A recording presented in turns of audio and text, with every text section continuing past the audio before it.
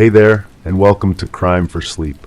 I know you're having trouble falling asleep, so let me keep you company with true crime stories from around the world. Before we dive in, I'm curious, where did you first hear this one? If you enjoy these stories, don't forget to like, comment, and subscribe. Now get comfortable, and let's get into tonight's case. Crime 1, the house had been abandoned for years. Everything was covered in dust except the chest freezer in the garage, still humming quietly. Inside, plastic-wrapped bundles labeled with names. One label peeled off mid-lift, revealing a name she hadn't heard since high school, her own. Sarah Miller had never planned to return to Millbrook, Ohio. The small town nestled between rolling hills and dense forests held too many memories, most of them unwelcome. But when her mother passed away after a brief illness, Sarah found herself driving down the familiar roads she had fled 15 years earlier, just after her high school graduation. Her mother's modest home needed to be cleared out and prepared for sale. A simple task, Sarah thought, 3 days, 4 at most. Then she could return to her life in Chicago, to her marketing job and her small circle of carefully selected friends who knew nothing about Millbrook or the girl she had once been. The first day went as expected. Sarah sorted through her mother's belongings methodically, separating items into piles: donate, sell, trash. The house was just as she remembered, small but tidy, with faded wallpaper and the lingering scent of her mother's lavender sachets. It wasn't until the second day that Sarah ventured into the garage. Her mother had rarely used it for parking, preferring instead to fill it with boxes of holiday decorations and miscellaneous tools that had belonged to Sarah's father before he left when she was 12. The garage door creaked loudly as Sarah pushed it open, dust particles dancing in the beam of sunlight that cut through the dimness. Cardboard boxes were stacked against the walls, labeled in her mother's neat handwriting. A garden hose coiled like a sleeping snake in one corner, and against the back wall stood a large chest freezer. Sarah frowned. She didn't remember a freezer. Her mother had always used the small freezer compartment in the kitchen refrigerator, complaining about its limited space but never mentioning a separate appliance in the garage. As she approached it, Sarah noticed 2 things simultaneously. A fine layer of dust covered its white surface, suggesting it hadn't been touched in years, and a soft, persistent humming sound indicated it was still running. "That's strange," Sarah murmured to herself, her voice sounding unnaturally loud in the quiet garage. Why would her mother keep an unused freezer plugged in for years? The waste of electricity seemed out of character for her frugal parent. Sarah hesitated, her hand hovering over the handle. A sense of unease crept over her, though she couldn't pinpoint why. It was just a freezer, probably empty or containing ancient, freezer-burned food her mother had forgotten about. The seal broke with a soft suction sound as Sarah lifted the lid.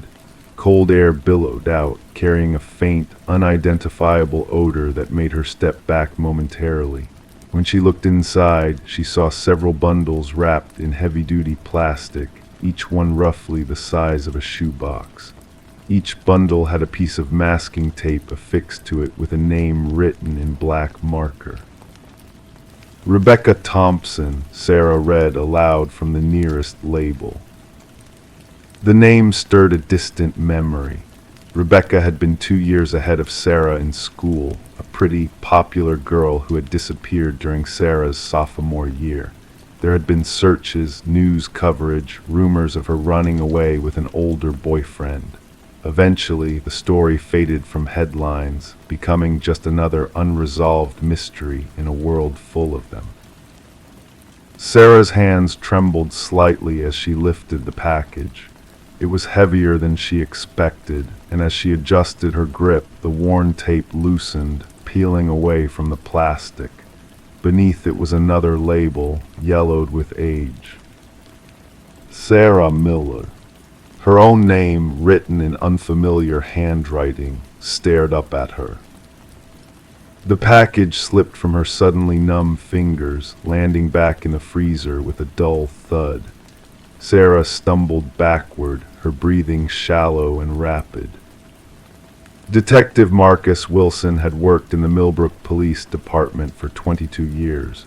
In that time, he had seen the small town transform, not dramatically, but in subtle ways that only a longtime resident would notice. The main street businesses had changed hands, young people continued to leave for bigger cities, and old secrets occasionally bubbled to the surface. When he received the call about Sarah Miller's discovery, he was finishing paperwork on a minor vandalism case. The dispatcher's voice was tense as she relayed that a woman had found something disturbing in her deceased mother's garage freezer.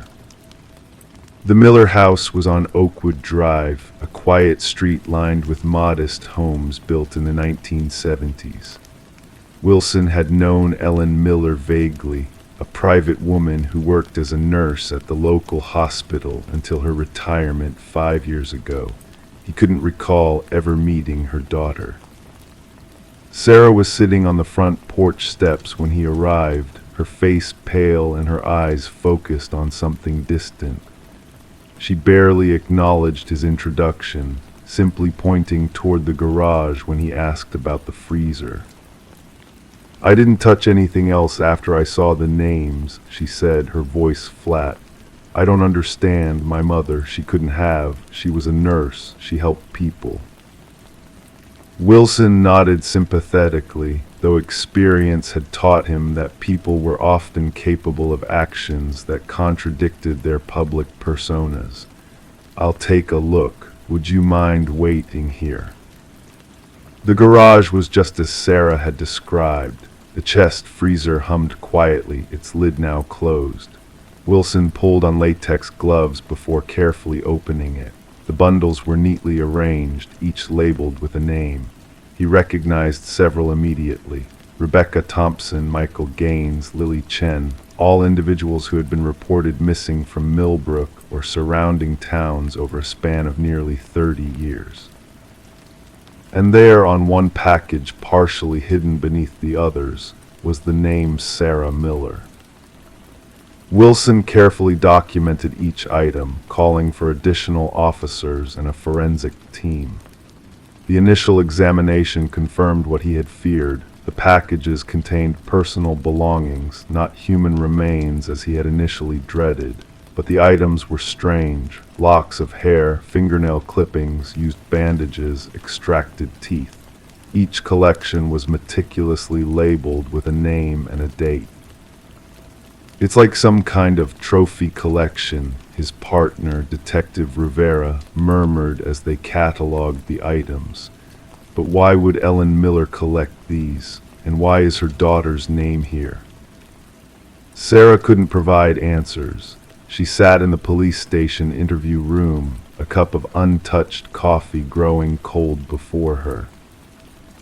"My mother and I weren't close," she explained, her voice steadier now.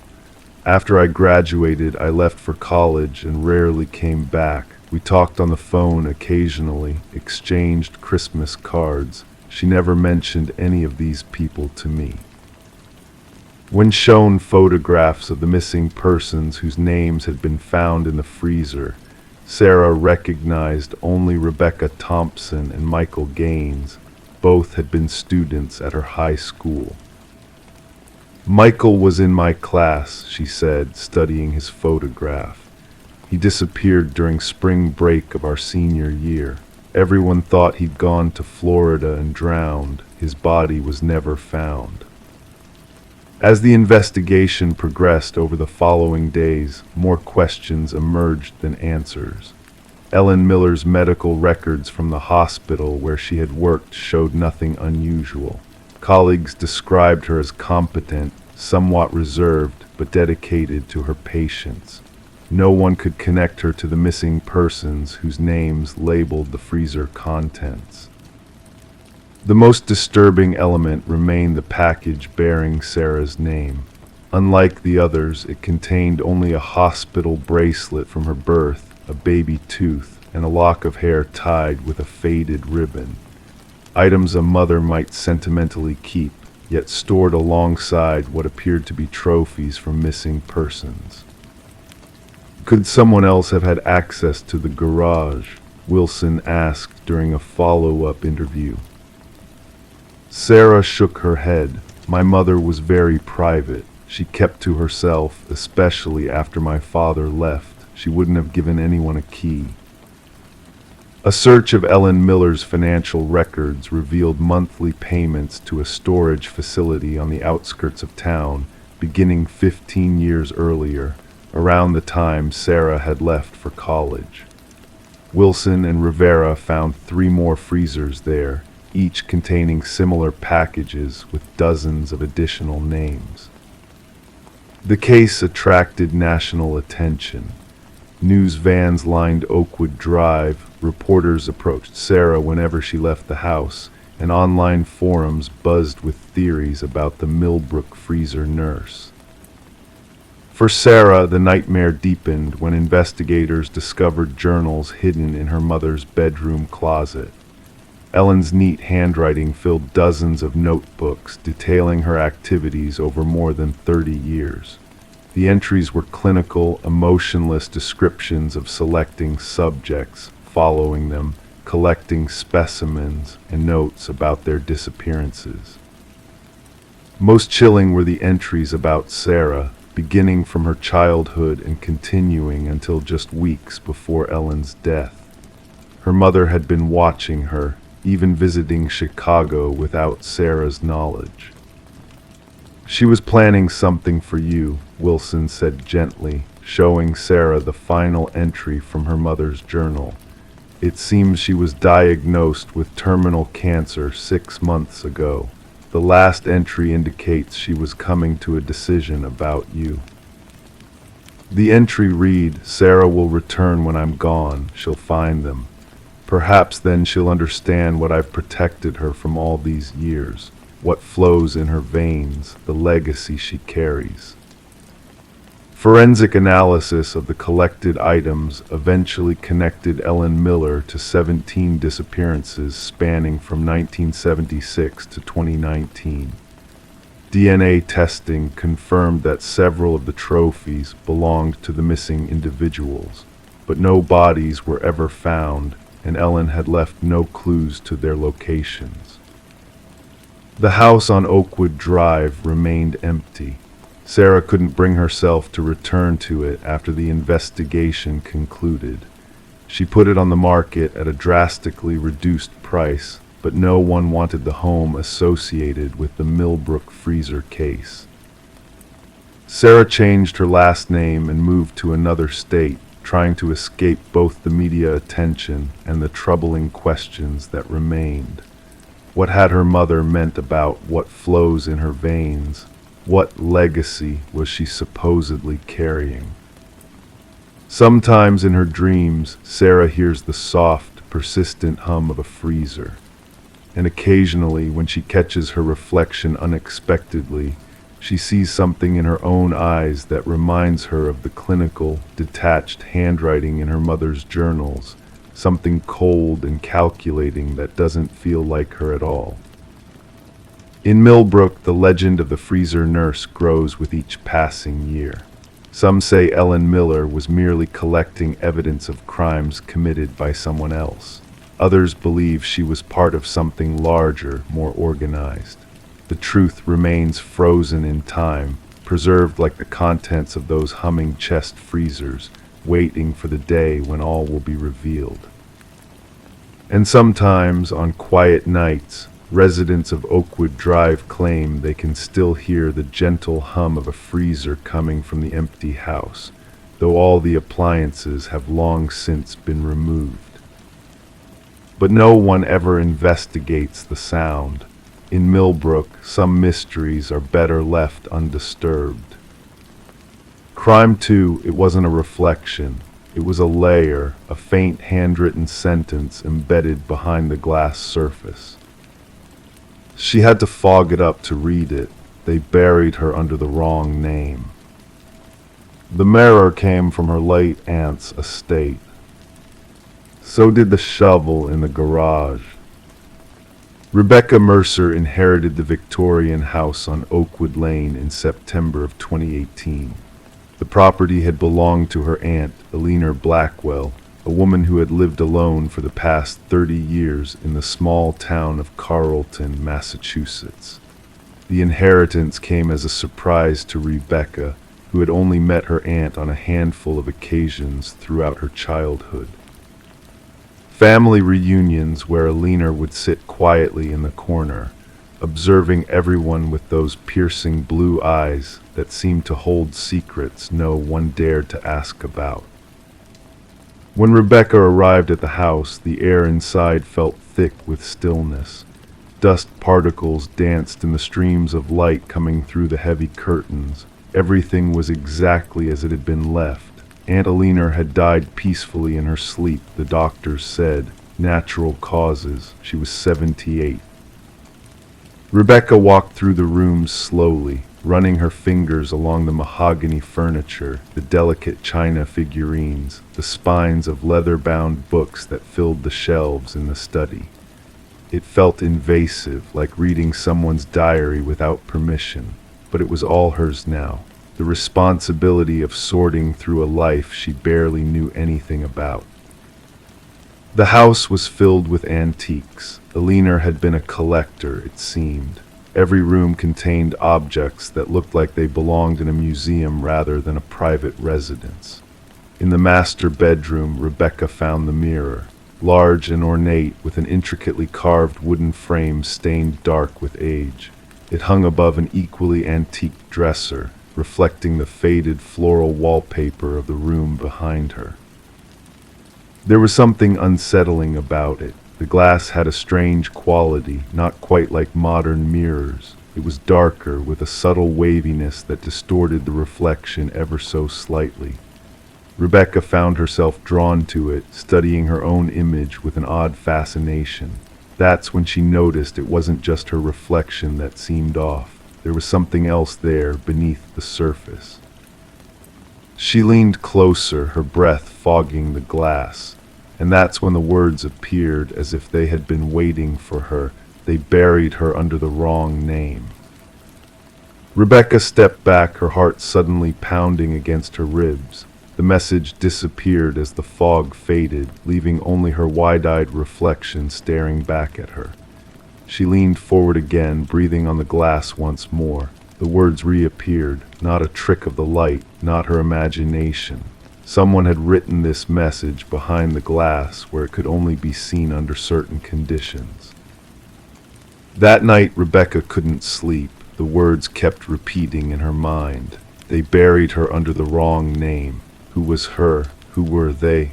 And why had someone hidden this message inside a mirror that now belonged to her? The next morning, Rebecca began exploring the house more thoroughly. In the garage, she found gardening tools, including a shovel that looked surprisingly new compared to everything else in the house. The wooden handle was smooth, barely weathered. Had her aunt been gardening shortly before her death? Rebecca called the family lawyer who had handled the estate, Martin Kelsey. Mr. Kelsey, did my Aunt Eleanor have any friends in town? Anyone I could talk to about her last few months? There was a pause on the other end of the line. Eleanor was Private Rebecca. She kept to herself. The neighbors would see her occasionally tending to her garden or walking to the small grocery store downtown, but she wasn't one for socializing. What about family? Any other relatives I should know about? Another pause, longer this time. There was your cousin Angela, Eleanor's other niece, but she passed away about 15 years ago. Car accident, if I recall correctly. Rebecca frowned. I don't remember having a cousin named Angela. She was from your Uncle Richard's side, Eleanor's brother. They weren't close to your branch of the family. After hanging up, Rebecca went to the local library. The librarian, a woman in her 60s named Martha Gaines, perked up when Rebecca mentioned her aunt. Eleanor Blackwell, oh, I knew her well. We were in the same book club for years until... Until what? Martha's expression clouded. Until her niece died. After that, Eleanor withdrew from everything.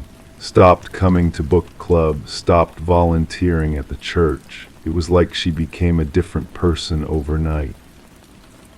You mean Angela, the one who died in a car accident? Martha tilted her head, confusion crossing her features. Car accident? No, dear, Lisa drowned. It was a terrible tragedy. She was only 19. Rebecca felt a cold sensation spread through her chest. Lisa, I was told her name was Angela.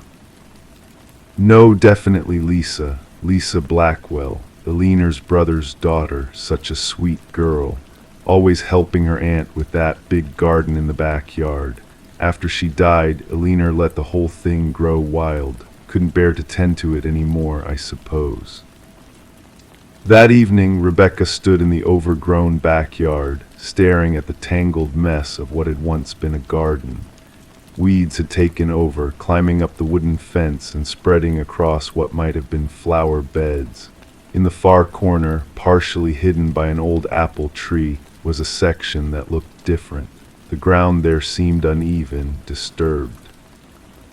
Rebecca went to the garage and picked up the shovel with trembling hands. As darkness fell, she began to dig. The soil was surprisingly loose, as if it had been turned over in the not-too-distant past. She dug for nearly an hour before her shovel hit something solid, not rock, fabric.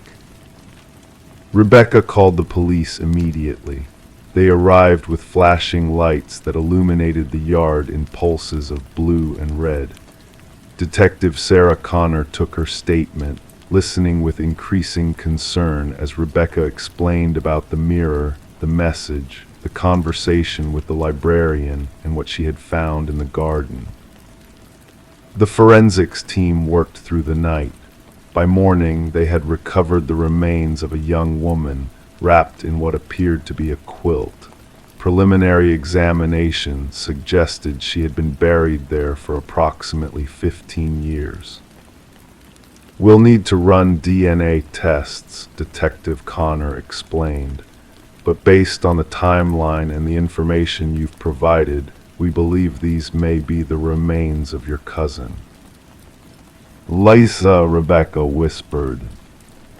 Or Angela, the detective added. That's what we need to determine. Why would there be two different names for the same person? The investigation that followed revealed a story more complex and disturbing than Rebecca could have imagined. Lisa Blackwell had indeed existed. She was Eleanor's niece who had come to live with her after a falling out with her parents, but there was no record of her death by drowning. In fact, there was no death certificate for Lisa Blackwell at all. There was, however, a death certificate for Angela Mercer, a name that appeared to have been created out of thin air. According to official records, Angela Mercer had died in a car accident on Highway 16 15 years ago. Her body had been badly damaged in the crash and subsequent fire, making visual identification impossible. Dental records had been provided confirming her identity, and she had been buried in Carlton Cemetery. But those dental records had been falsified. When the DNA results came back, they confirmed that the remains found in Eleanor's garden belonged to Lisa Blackwell. The cause of death couldn't be determined conclusively due to the state of decomposition, but there were fractures to the skull that suggested blunt force trauma. Further investigation into Eleanor's financial records showed large withdrawals around the time of Lisa's disappearance. Money that may have been used to create a false identity and death for Angela Mercer. But why? What had happened in that house 15 years ago? The answer came from an unexpected source. Martha Gaines, the librarian, remembered something else. Alina and Lisa argued sometimes, loudly. The neighbors could hear them. Something about Lisa wanting to leave to go back to her parents, and Alina insisting she couldn't. As detectives dug deeper into Alina's past, they discovered she had been hospitalized twice for mental health issues in her 30s. Diagnoses suggested paranoid tendencies and attachment disorders. She had never married, never had children of her own. The working theory became that Alina, fearing abandonment by the niece she had come to depend on emotionally, had killed Lisa in a moment of rage or desperation. Then, with careful planning, she had created a false identity and staged a death to explain Lisa's disappearance, while burying the real Lisa in her garden. For 15 years, Alina had lived with that secret, and just before her death, in what might have been a moment of remorse or a desire for the truth to finally come out, she had etched that message behind the mirror's glass. They buried her under the wrong name. The case made headlines across Massachusetts. Rebecca found herself at the center of a story she could barely comprehend, a story about family secrets, identity, and a crime hidden in plain sight for over a decade. Lisa Blackwell was finally given a proper burial under her real name. The grave of Angela Mercer was exhumed, revealing nothing but an empty casket filled with weights to simulate a body.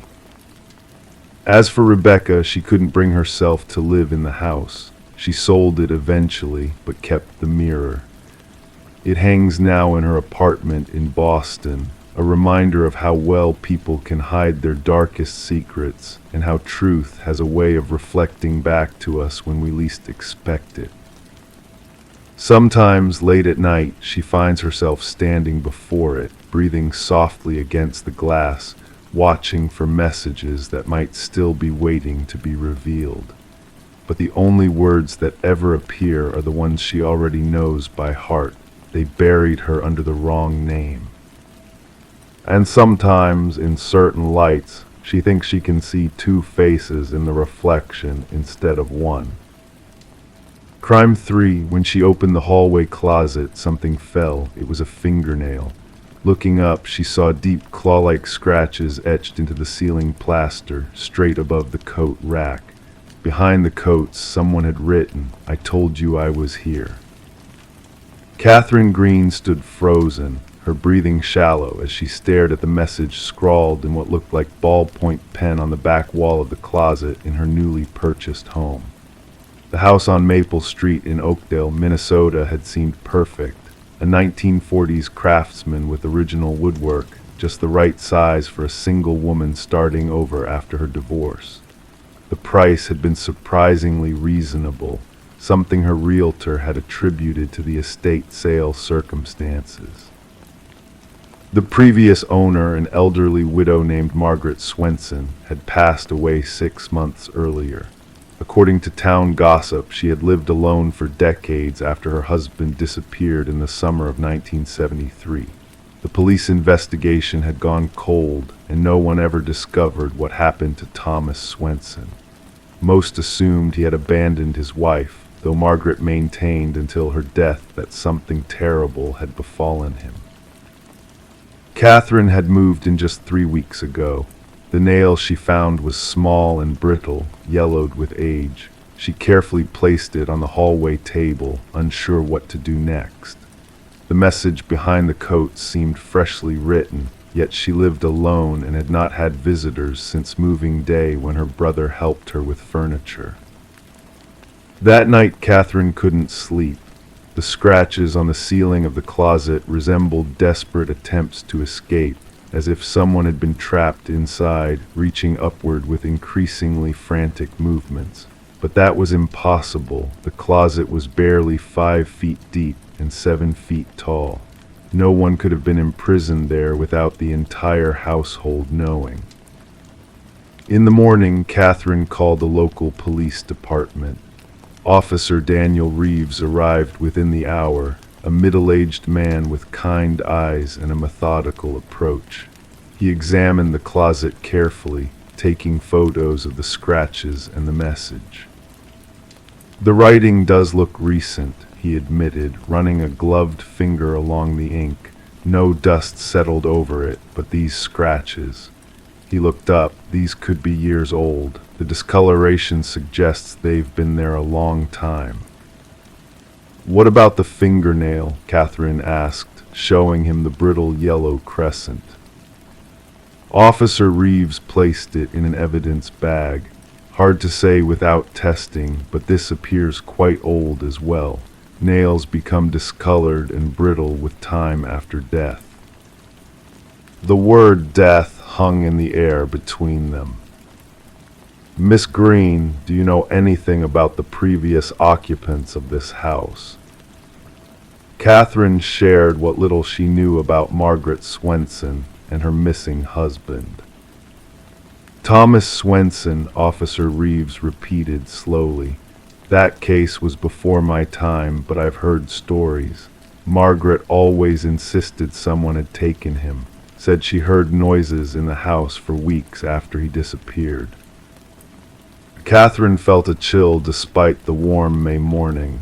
"You don't think?" "I don't know what to think yet," he answered honestly.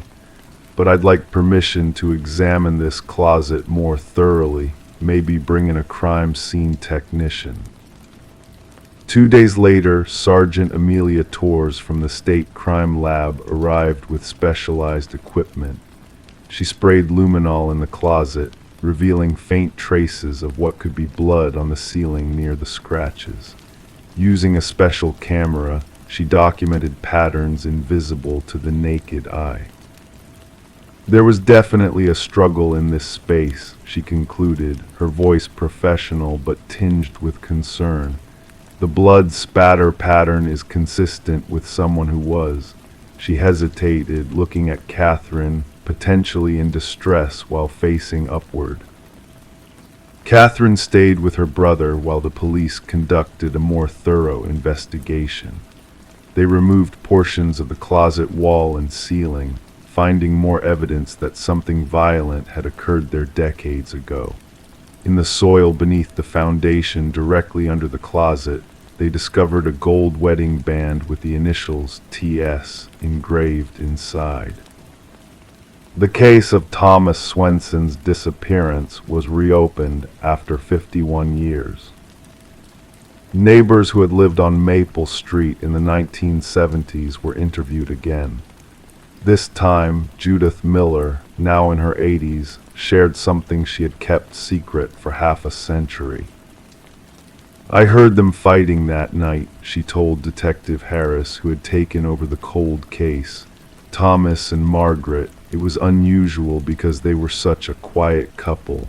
Then I heard a heavy thump and silence." "Why didn't you report this back then?" the detective asked. Judith's wrinkled hands trembled in her lap. "The next day, Margaret came to my door. She seemed different, cold. She said Thomas had left her and that people in small towns shouldn't spread rumors unless they wanted trouble themselves. I was scared of her after that. Something in her eyes had changed." The investigation uncovered that Margaret had been treated for severe mental health issues before marrying Thomas. Records from a psychiatric hospital in Milwaukee documented paranoid episodes and violent outbursts, though she had been deemed stable at discharge. Forensic anthropologists examined soil samples from the yard and beneath the house but found no human remains. The fingernail matched Thomas's DNA profile, created from samples provided by his surviving sister in Michigan. The most disturbing discovery came when police removed the entire closet ceiling. Hidden in the small attic space directly above was a makeshift lockbox containing a journal. The final entry, dated July 17, 1973, was written in Thomas Swenson's handwriting. Margaret found my packed suitcase. She knows I plan to leave. She's been standing outside the bedroom door for hours. I hear her whispering that she's prepared something special for me in the hallway closet. She wants to show me how much she loves me. I'm afraid. The journal ended there. Catherine never returned to live in the house on Maple Street. It remained empty, becoming a macabre local landmark. Teenagers would dare each other to peer through the windows at the hallway closet. Some claimed they could hear faint scratching sounds on quiet nights. The case of Thomas Swenson was officially classified as a homicide, though his body was never found. Theories abounded in Oakdale that Margaret had dismembered him and scattered the remains, that she had buried him somewhere in the vast Minnesota wilderness, or that she had disposed of him in one of the many lakes in the region. Margaret's medical records revealed she had been diagnosed with a rare form of porphyria in her later years, which caused her fingernails to become brittle and discolored, exactly like the nail Catherine had found. The writing on the closet wall was analyzed and determined to be less than a month old, written with a pen manufactured in 2024.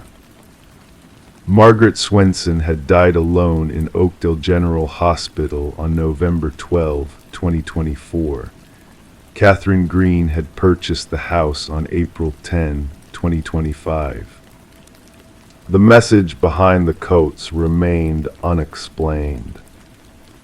Officer Reeves, who had first responded to Catherine's call, sometimes drove past the empty house late at night.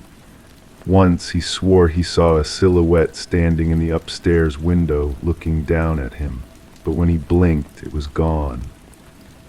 In Oakdale, Minnesota, locals still tell the story of the house on Maple Street, the one with the hallway closet where something terrible happened. They warn newcomers that some secrets refuse to stay hidden, regardless of how much time passes. Some truths claw their way out, one scratch at a time, even from beyond the grave.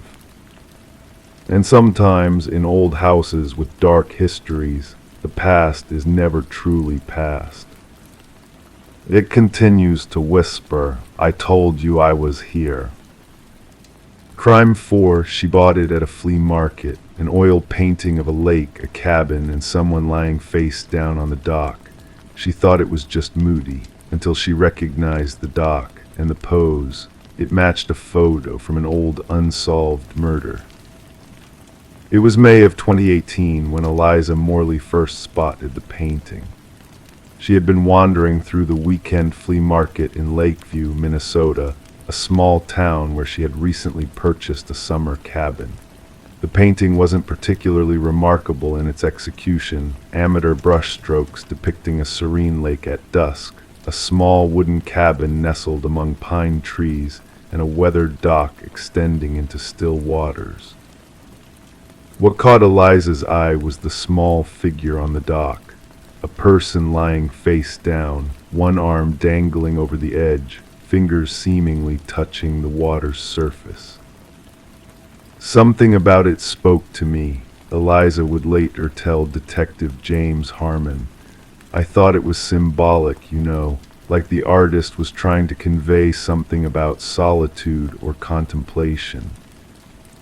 She paid $40 for the canvas, which had no signature, just the initials PL in the bottom right corner. The elderly vendor couldn't recall where he'd acquired it, just another item in his rotating collection of estate sale findings.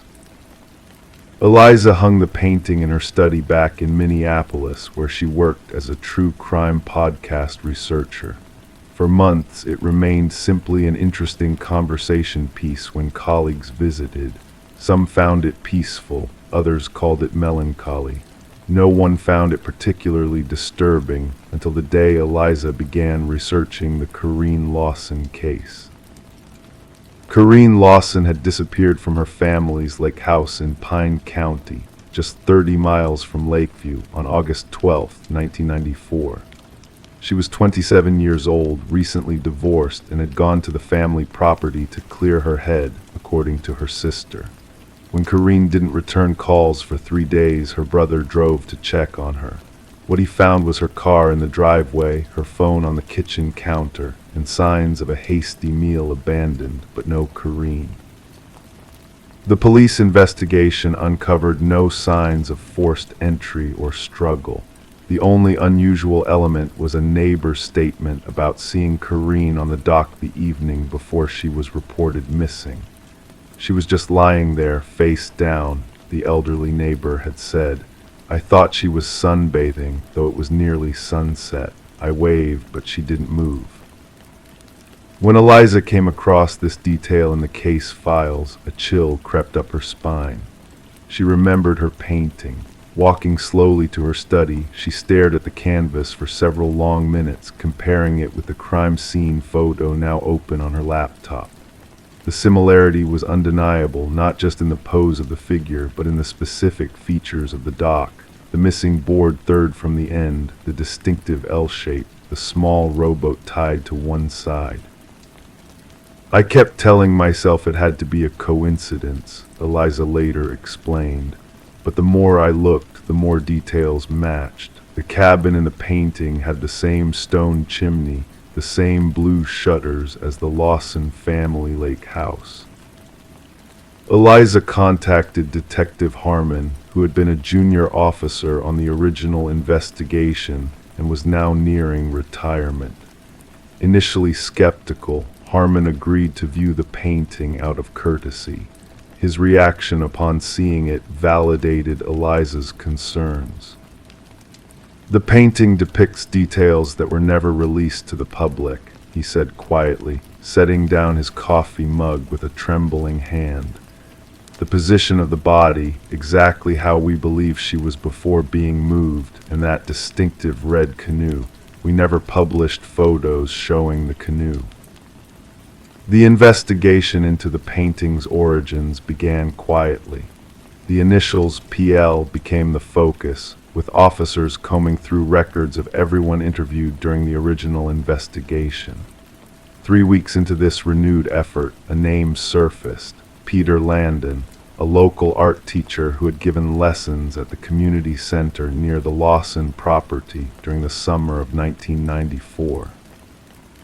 Landon had been interviewed briefly during the initial investigation, a routine canvassing of all locals and visitors in the area. His statement indicated he had never met Corrine Lawson and had been in Minneapolis the weekend she disappeared, an alibi confirmed by his then-girlfriend. When officers visited Landon at his current residence, an assisted living facility where he was battling early-onset dementia at age 62, they found a man whose memories came and went like lake fog, clear one moment, impenetrable the next. I paint what I remember, he told them, his eyes momentarily sharp before clouding over again. Sometimes I remember things I wasn't supposed to see. In Landon's small room, officers discovered dozens of paintings, landscapes mostly, all depicting the same lake from different angles and in different seasons.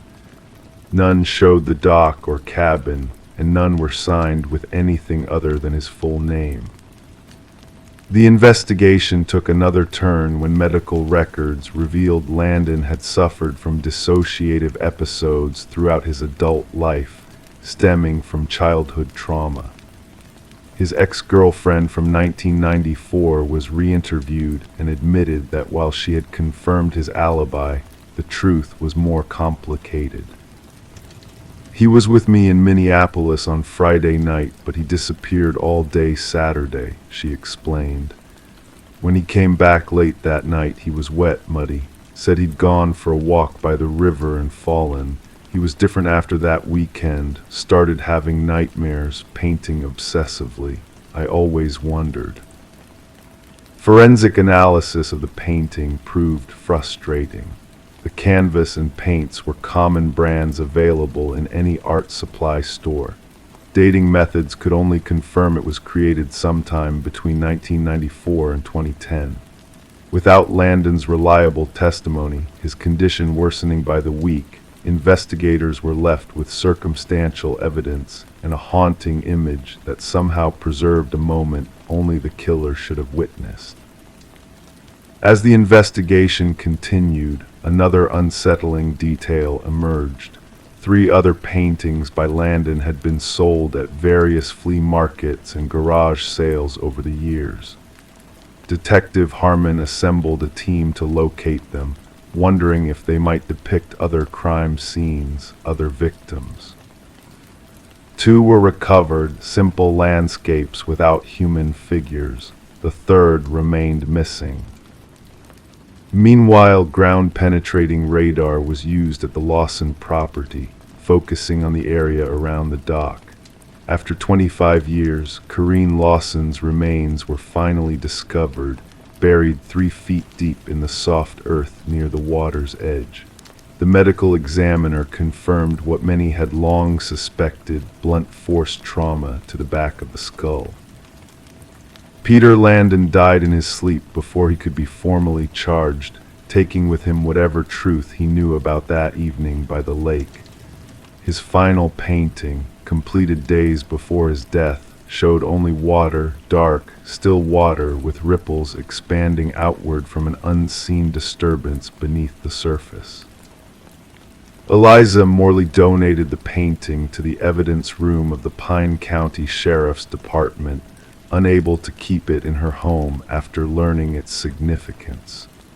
She abandoned her summer cabin in Lakeview, telling friends she could no longer enjoy the lake views without thinking of Corrine.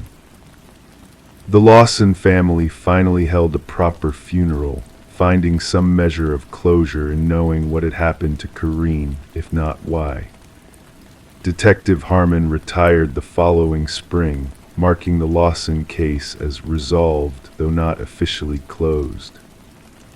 And somewhere, perhaps hanging on a wall in another unsuspecting home, Peter Landon's 3rd painting waits, its significance unknown to its owner, its secrets preserved in amateur brushstrokes, telling a story that someone, somewhere might eventually recognize. Some mysteries find their way to the surface, no matter how deep they're buried. Some secrets reveal themselves in the strangest of ways, even in a painting purchased for $40 on a sunny day at a flea market in a small Minnesota town. Crime 5, after an accident, an X-ray revealed something beneath her shoulder blade, a pattern of letters inked into the muscle. It was her first name spelled backwards, no scar, no memory, just a signature underneath, property of C. Elizabeth Mercer grew up in Oakwood Falls, Vermont, a town where everyone knew everyone, or at least they thought they did. Her childhood home stood at the end of Willow Lane, a white colonial with blue shutters that her father had painted every other summer.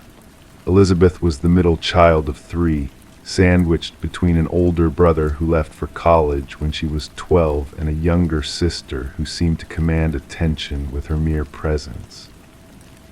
Friends and family called her Lizzie. Teachers remembered her as quiet but bright. She wasn't the type to raise her hand in class, but when called upon, her answers often revealed a depth of understanding that surprised them. Her high school yearbook listed her as most likely to see the world, though she never ventured far from Vermont after graduation. At 27, Elizabeth worked as a nurse at Oakwood Memorial Hospital. Her routine rarely varied: early mornings at the hospital, evenings spent reading in her small apartment downtown, or having dinner with her parents every Sunday. Elizabeth had few close friends, just coworkers she occasionally joined for happy hour at Larkin's pub, and her childhood friend, Meredith, who had settled in the next town over. She was consistent, Meredith would later tell investigators. That's what made her disappearance so jarring. Lizzie wasn't spontaneous. She didn't just leave without telling anyone. On October 16, 2023, Elizabeth clocked out of her 12-hour shift at 7:15 p.m. Security cameras captured her walking to her car in the hospital parking lot, a silver Honda Civic with a small dent in the passenger door. She placed her bag in the trunk, got into the driver's seat, and pulled out of the lot at 7:23 p.m. Then Elizabeth Mercer vanished. Her absence wasn't noticed until the following morning when she failed to arrive for her 7 a.m. shift. Nancy Whitmore, the charge nurse, tried calling her cell phone 3 times before contacting hospital administration. Elizabeth had never missed a shift without notice in her 5 years of employment. By noon, her parents had filed a missing persons report. "Something's wrong," her mother insisted to Officer Reed at the Oakwood Falls Police Department. She would have called. She always calls if she's going to be late, even 5 minutes late. The investigation began as a routine missing persons case. Officers canvassed Elizabeth's apartment building, interviewed neighbors, co-workers, and family members. Her cell phone records showed no calls after she left work. Her credit cards hadn't been used. Her Honda Civic was nowhere to be found. The first unusual detail emerged 3 days into the investigation when detectives accessed Elizabeth's email. In the weeks before her disappearance, she had exchanged several messages with an account named CObserver19@mail.com. The emails were vague, discussing meeting times and locations with references to our project and the study. The final message, sent the day before she vanished, contained only 4 words: "Tomorrow, same place, midnight." Detective Laura Simmons, the lead investigator, felt something shift in the case. Initially, we thought she might have had an accident driving home or left voluntarily due to some undisclosed stress, she would later write in her case notes.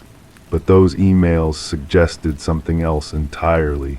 A relationship or arrangement she had kept hidden from everyone in her life. The investigation intensified. Officers searched wooded areas along Elizabeth's route home. They tracked down every C in her contact list. They interviewed patients she had cared for, looking for anyone whose name began with that letter. Then 17 days after Elizabeth's disappearance, a hiker discovered her Honda Civic parked at a trailhead in Green Mountain National Forest, 30 miles from Oakwood Falls. The car was locked, with Elizabeth's purse still inside. Her keys were missing. No signs of struggle were evident. Search and rescue teams combed the forest for 3 days. On the 4th morning, they found Elizabeth Mercer. She was alive. Elizabeth was discovered unconscious in a small clearing, wearing the same clothes she had on when she disappeared, though they were now soiled and torn. She had sustained a concussion, dehydration, and exposure, but was otherwise physically unharmed. At least, that's what emergency responders initially believed. When Elizabeth was admitted to Oakwood Memorial Hospital, the very place where she worked, she had no memory of the 17 days she had been missing. Her last recollection was leaving the hospital parking lot after her shift. Everything else was blank. Memory loss is common with traumatic experiences, Dr. Marcus Chen explained to Elizabeth's family.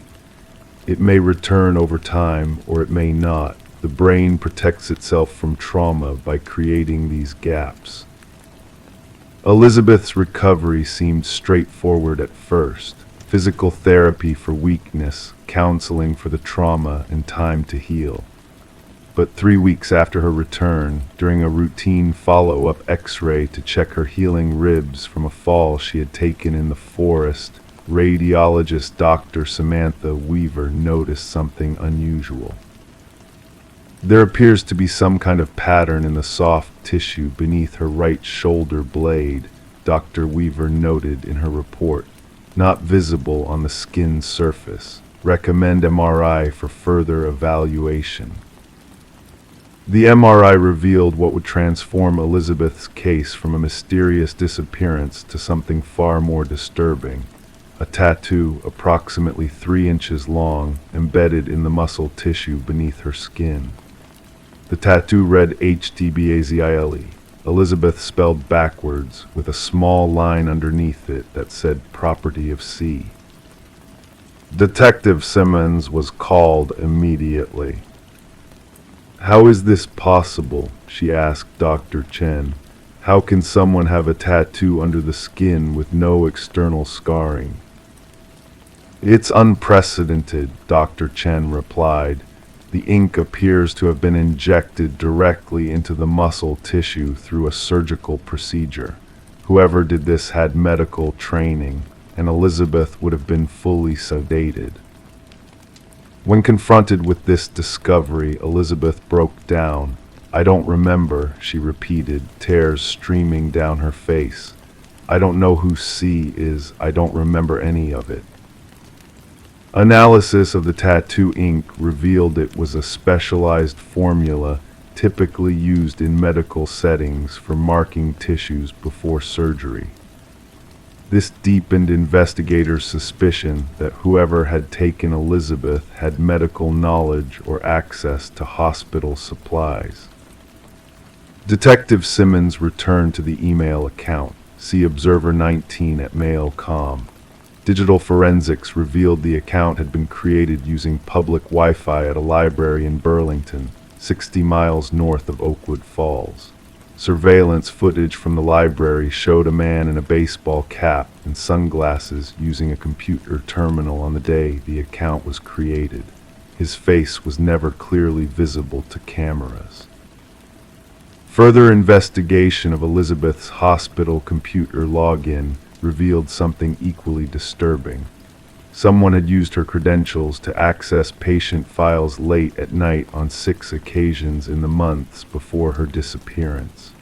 The files accessed all belonged to young women between the ages of 25 and 30, all with similar physical characteristics to Elizabeth.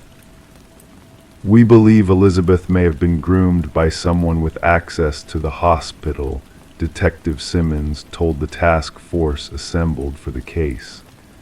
"Someone who identified her as a target and then manipulated her into a relationship or arrangement that she kept secret." 3 months after Elizabeth's return, police caught a break in the case.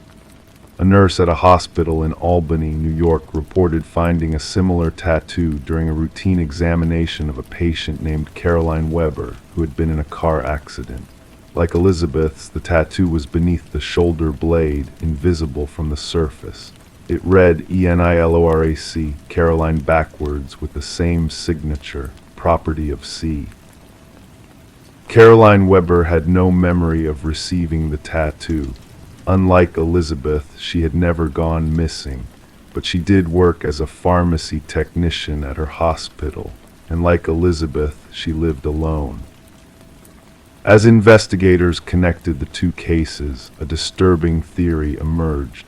Someone, likely with medical training, was targeting healthcare workers, sedating them, and marking them without their knowledge or consent. In Elizabeth's case, the perpetrator had escalated to abduction. 6 more cases were discovered across the Northeast over the next year, all women in healthcare, all with no memory of receiving the tattoos, all marked as property of C. Elizabeth Mercer never recovered her memories from those 17 days. She left Oakwood Falls, changed her name, and moved to California. The last Detective Simmons heard, she was working in a bookstore, no longer in healthcare. The investigation remains open. Security at hospitals across New England has been heightened. Female healthcare workers are advised to use buddy systems when leaving work after dark. And somewhere perhaps C is still watching, still selecting, still marking what he considers his property. The most disturbing aspect of the case, according to Detective Simmons, isn't just the violation of these women's bodies. It's the calculation behind it, the knowledge that each woman carries a mark she cannot see, placed there by someone she cannot remember, a signature beneath her skin that only an X-ray will reveal. It's about control, Simmons said in her final case notes. The ultimate form of possession. He doesn't need them to know they've been marked, he knows, and for him that's enough. Crime 6, she bought it second-hand thinking it vintage. One drawer wouldn't open. When she finally forced it, she found a stack of drawings, charcoal sketches of her face in different expressions. Each was signed with a name she'd never told anyone, not since the incident. Morgan Thatcher had always been drawn to antique furniture. There was something about the history, the craftsmanship, the stories embedded in the worn wood that newer pieces simply couldn't capture. Her small apartment in Clearwater, Minnesota, was filled with carefully selected treasures from estate sales and second-hand shops. Friends called her place the museum, but Morgan preferred to think of it as a sanctuary. On April 12, 2022, Morgan visited Vintage Finds, a thrift store she frequented on Oak Street. The owner, Harold Pembroke, had set aside a mahogany writing desk that he thought might interest her. It was beautiful, mid-century, with clean lines and brass hardware. The wood was scratched in places, but nothing a little restoration couldn't fix. Most importantly, it would fit perfectly in the nook by her living room window. Previous owner had it for decades, Harold told her as she ran her fingers along the surface. Nice lady from Lakeside, passed away last month, no family to speak of. Morgan paid $220 for the desk and arranged delivery for the following day. When the movers positioned it by the window, she felt a sense of satisfaction. The afternoon sunlight caught the rich reddish brown of the wood, making it glow like amber. It looked like it had always been meant to sit in that exact spot. The desk had 4 drawers, 2 large ones on either side and 2 smaller ones in the middle. Morgan spent that evening organizing her stationery, pens, and notebooks in the various compartments, but the bottom right drawer refused to budge. She tugged, first gently and then with more force, but it remained firmly shut. There was no keyhole, no obvious locking mechanism, just a drawer that wouldn't open.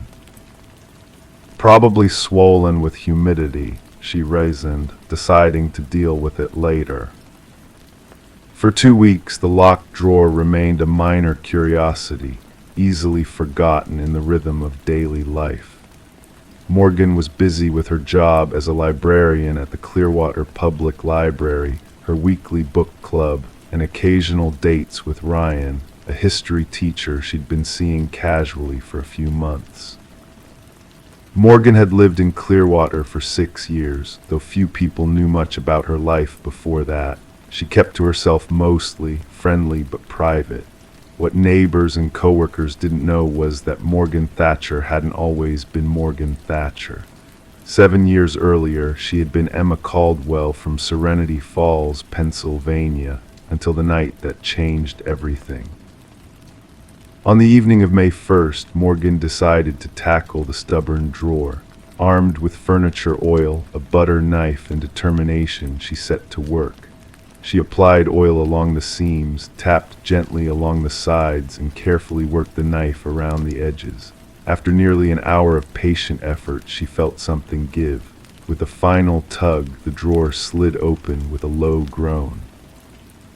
Inside was a stack of papers, drawing paper yellowed with age. Morgan lifted them out carefully, expecting old receipts or forgotten letters. What she found instead made her breath catch in her throat. The top sheet was a charcoal drawing of a woman's face, her face. Not as she looked now, with shoulder-length hair and bangs, but as she had looked years ago when her hair was longer and she didn't have the small scar above her left eyebrow. The likeness was unmistakable, the wide-set eyes, the slight asymmetry to her smile, the small mole near her right ear. With trembling hands, Morgan flipped to the next drawing, another portrait of her, this time laughing, then another, her profile looking contemplative, and another, sleeping. Each drawing was masterfully executed, capturing not just her features but something of her essence, her personality. There were 12 drawings in total, each one signed in the bottom right corner with a flowing script, Emma. Emma, a name she hadn't used in 7 years. A name she had legally changed after the stalking case that had forced her to leave Pennsylvania to start over where no one knew her. Morgan sank to the floor, drawings scattered around her, heart hammering against her ribs. How was this possible? How could drawings of her, signed with her former name, end up in a desk that belonged to a deceased woman she had never met? The following morning, Morgan called in sick to work. She couldn't sleep, couldn't eat. The drawings felt like a violation, a message from a past she'd tried desperately to leave behind. By noon, she'd made a decision. She needed to know more about the desk, about its previous owner. Harold at Vintage Finds was reluctant to share details at first, citing customer privacy. But when Morgan explained that she'd found something concerning in the desk, he relented.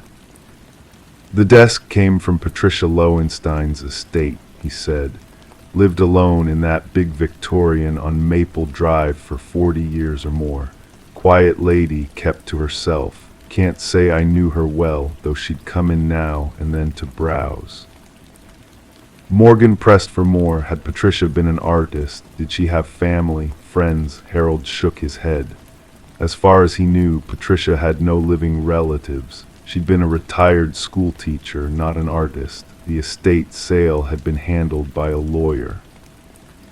That afternoon, Morgan visited the county records office. Patricia Lowenstein, she discovered, had moved to Clearwater in 1975. Before that, there was no record of her in Minnesota. She'd never married, had no children. Her death certificate listed natural causes, heart failure at age 82. On an impulse, Morgan drove to Maple Drive. The Victorian house stood 3 stories tall, painted a faded blue with white trim. A sold sign was planted in the overgrown front yard. She parked across the street, studying the house, wondering what secrets it held. A neighbor, an elderly man walking his dog, noticed her interest. "You knew Patty," he called over. Morgan approached him, introducing herself as someone who'd purchased furniture from Patricia's estate. "Did you know her well?" she asked. 30 years living next door, he said, adjusting his glasses. "Can't say I knew her well, though. Private woman, polite but kept her distance. Always thought there was something sad about her." He paused. "Funny thing, though. Every year on the same date, April 17th, she'd leave town. Never said where she went, but she'd be gone for exactly 1 week, like clockwork." April 17th, the date sent a chill through Morgan. 7 years ago, on April 17th, she had testified against Daniel Mercer, the man who had stalked her for months, the man whose obsession had escalated from love letters to break-ins to death threats, the man who had disappeared the day after sentencing, never to be found. That evening, Morgan spread the drawings across her living room floor. She studied each one carefully, looking for clues. The style was distinctive, confident lines, exceptional attention to detail, especially around the eyes. Something about them seemed familiar, though she couldn't place it. She flipped over each drawing, and on the back of the 9th one she found it, tiny letters pressed so lightly into the paper they were almost invisible. DM. Daniel Mercer. The room seemed to tilt. Morgan steadied herself against the wall, mind racing. How had Patricia Lowenstein come to possess drawings by the man who had tormented her? What was the connection? Over the next week, Morgan dug deeper. She requested old yearbooks from Serenity Falls High School, searching for any link between Patricia and her hometown. She found nothing. She combed through newspaper archives, looking for mentions of Patricia in Pennsylvania. Again, nothing. Then, in an article about Daniel Mercer's disappearance, she noticed a detail she'd missed before. Mercer had been staying with his aunt in the weeks leading up to the trial. The aunt's name wasn't mentioned, but the article noted she was a retired schoolteacher who had moved away from Serenity Falls decades earlier. Morgan's hands were shaking as she dialed Detective Sarah Collins, the officer who had handled her stalking case years ago. After explaining the situation, Morgan asked the question that had been haunting her. Was Daniel Mercer's aunt named Patricia? The silence on the other end of the line was answer enough. Patricia Lowenstein, Detective Collins finally confirmed. She testified as a character witness for him, said he was troubled but gentle, that he wouldn't hurt anyone. And after he disappeared, we interviewed her, of course. She claimed no knowledge of his whereabouts. There was no evidence to suggest she was hiding him, so eventually the investigation moved on. That night, Morgan couldn't sleep. She kept thinking about Patricia Lowenstein, living just 30 minutes away from her for years. Had the old woman known? Had she recognized the woman her nephew had stalked? Had she been watching Morgan all this time? And most disturbing of all, what had happened to Daniel Mercer?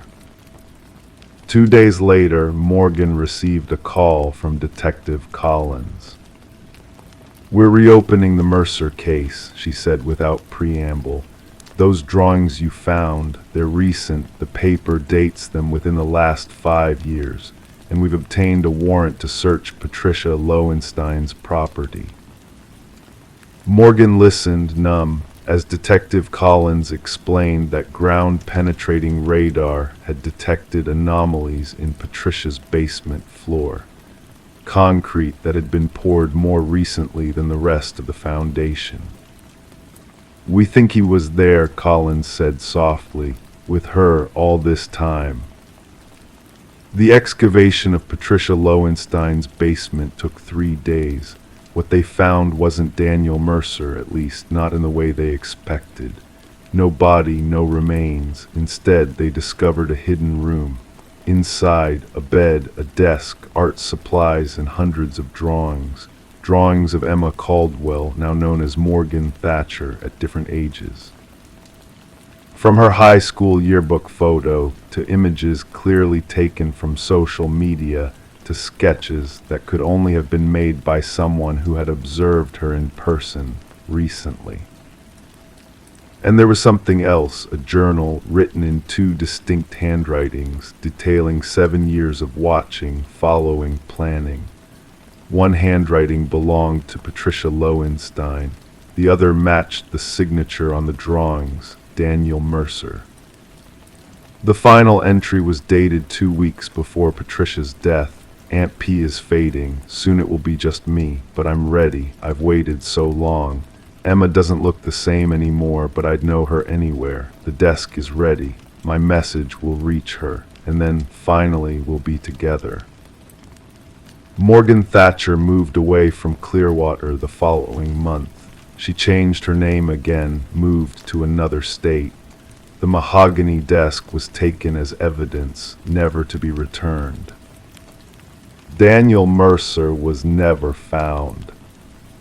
Sometimes in her new home, Morgan awakens in the middle of the night with the certainty that someone is watching her. She tells herself it's just the trauma, the fear that may never fully leave her. She reminds herself that Patricia Lowenstein is dead, that wherever Daniel Mercer is, he doesn't know her new name, her new face. But in her darkest moments, she remembers the drawings in the locked drawer, how they captured her so perfectly despite the changes she'd made to her appearance. and she wonders if somewhere someone is still drawing her, still watching, still waiting, still signing his work with a name only she would recognize. Crime 7, it started as a whisper, soft and rhythmic, then it said her name. She recorded it and played it back, but in the recording, the voice asked a question: do you remember what you did to her? In the small town of Millbrook, Connecticut, Elizabeth Reeves had always been known as a woman of routines. At 42, she lived alone in a modest two-bedroom colonial on Sycamore Lane, a quiet street where most residents had long since memorized each other's comings and goings. Elizabeth's neighbors knew she left for work at precisely 7:30 each morning, briefcase in one hand, travel mug of black coffee in the other. Her silver Honda Accord would back out of the driveway, turn left, and disappear around the corner until 5:45 p.m., when the process would reverse itself with clockwork precision. Elizabeth taught high school English at Millbrook Central, where she had worked for 15 years. Her colleagues described her as pleasant but private, the kind of person who would contribute thoughtfully to staff meetings but rarely attend social gatherings. Students found her fair and organized, if somewhat distant. She had no children of her own, never married, though she had been engaged once in her early 30s to a man who eventually took a job in Seattle. When asked about her personal life, Elizabeth would smile politely and change the subject. What no one knew about Elizabeth was that she had begun hearing things in her house.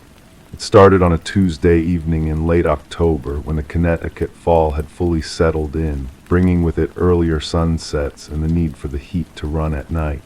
As she graded papers at her kitchen table, she heard what sounded like paper rustling. She looked up, glanced around, but saw nothing out of place. She returned to her work, attributing the sound to the heating system coming alive for the season. 3 days later, while reading in bed, she heard it again. This time it sounded more like whispering, indistinct but undeniably human.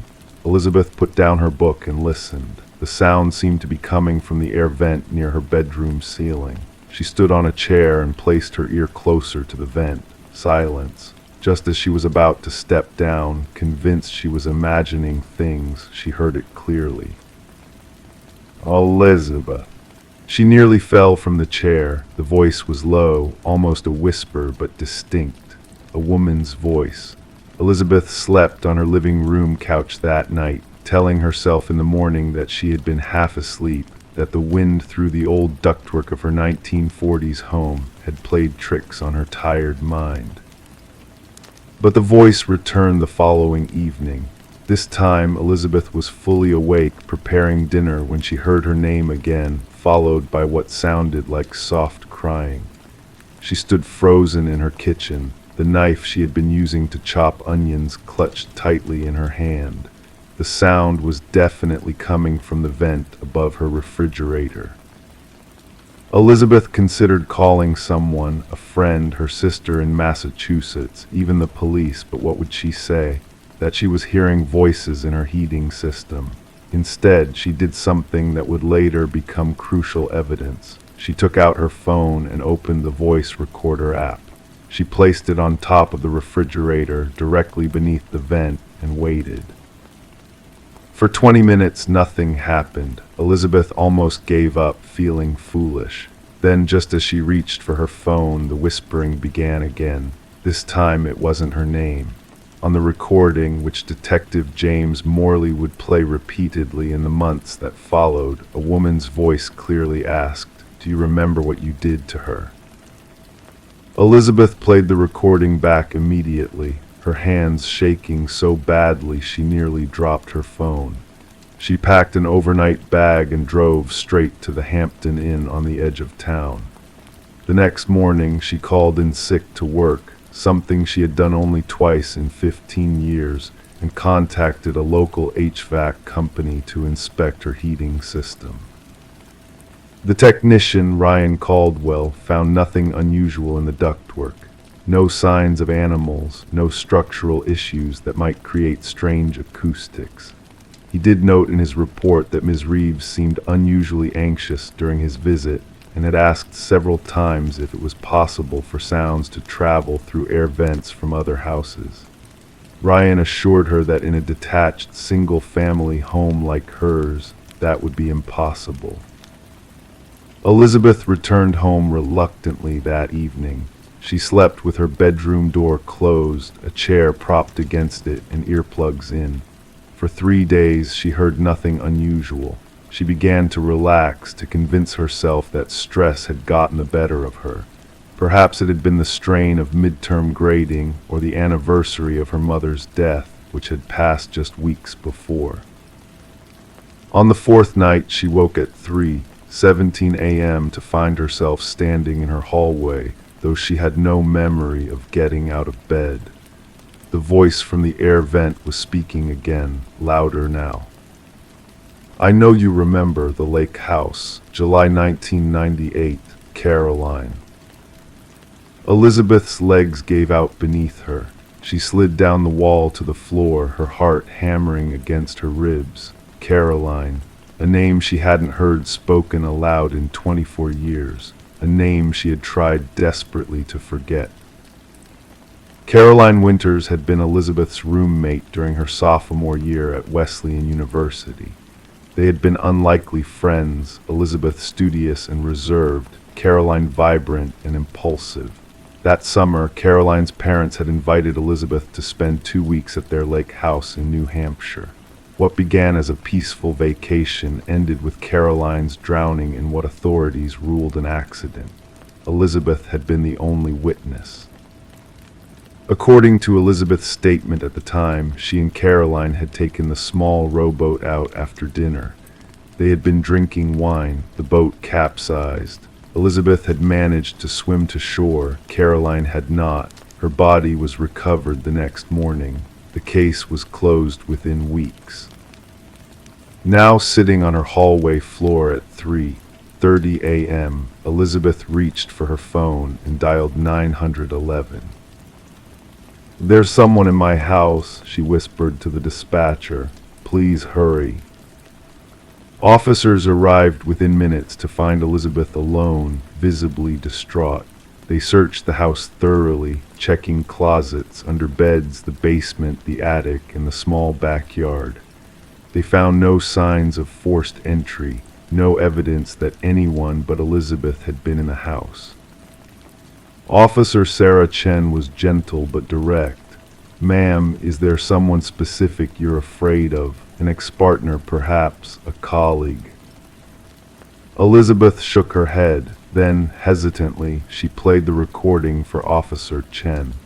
The officer's expression remained neutral as she listened to the questioning voice from the air vent. "I'd like to take this recording as evidence," Officer Chen said, "and I think it might be good for you to speak with someone." The following morning, Elizabeth was interviewed by Detective James Morley at the Millbrook Police Station. She recounted the voices, the recording, and after considerable hesitation, the story of Caroline Winters.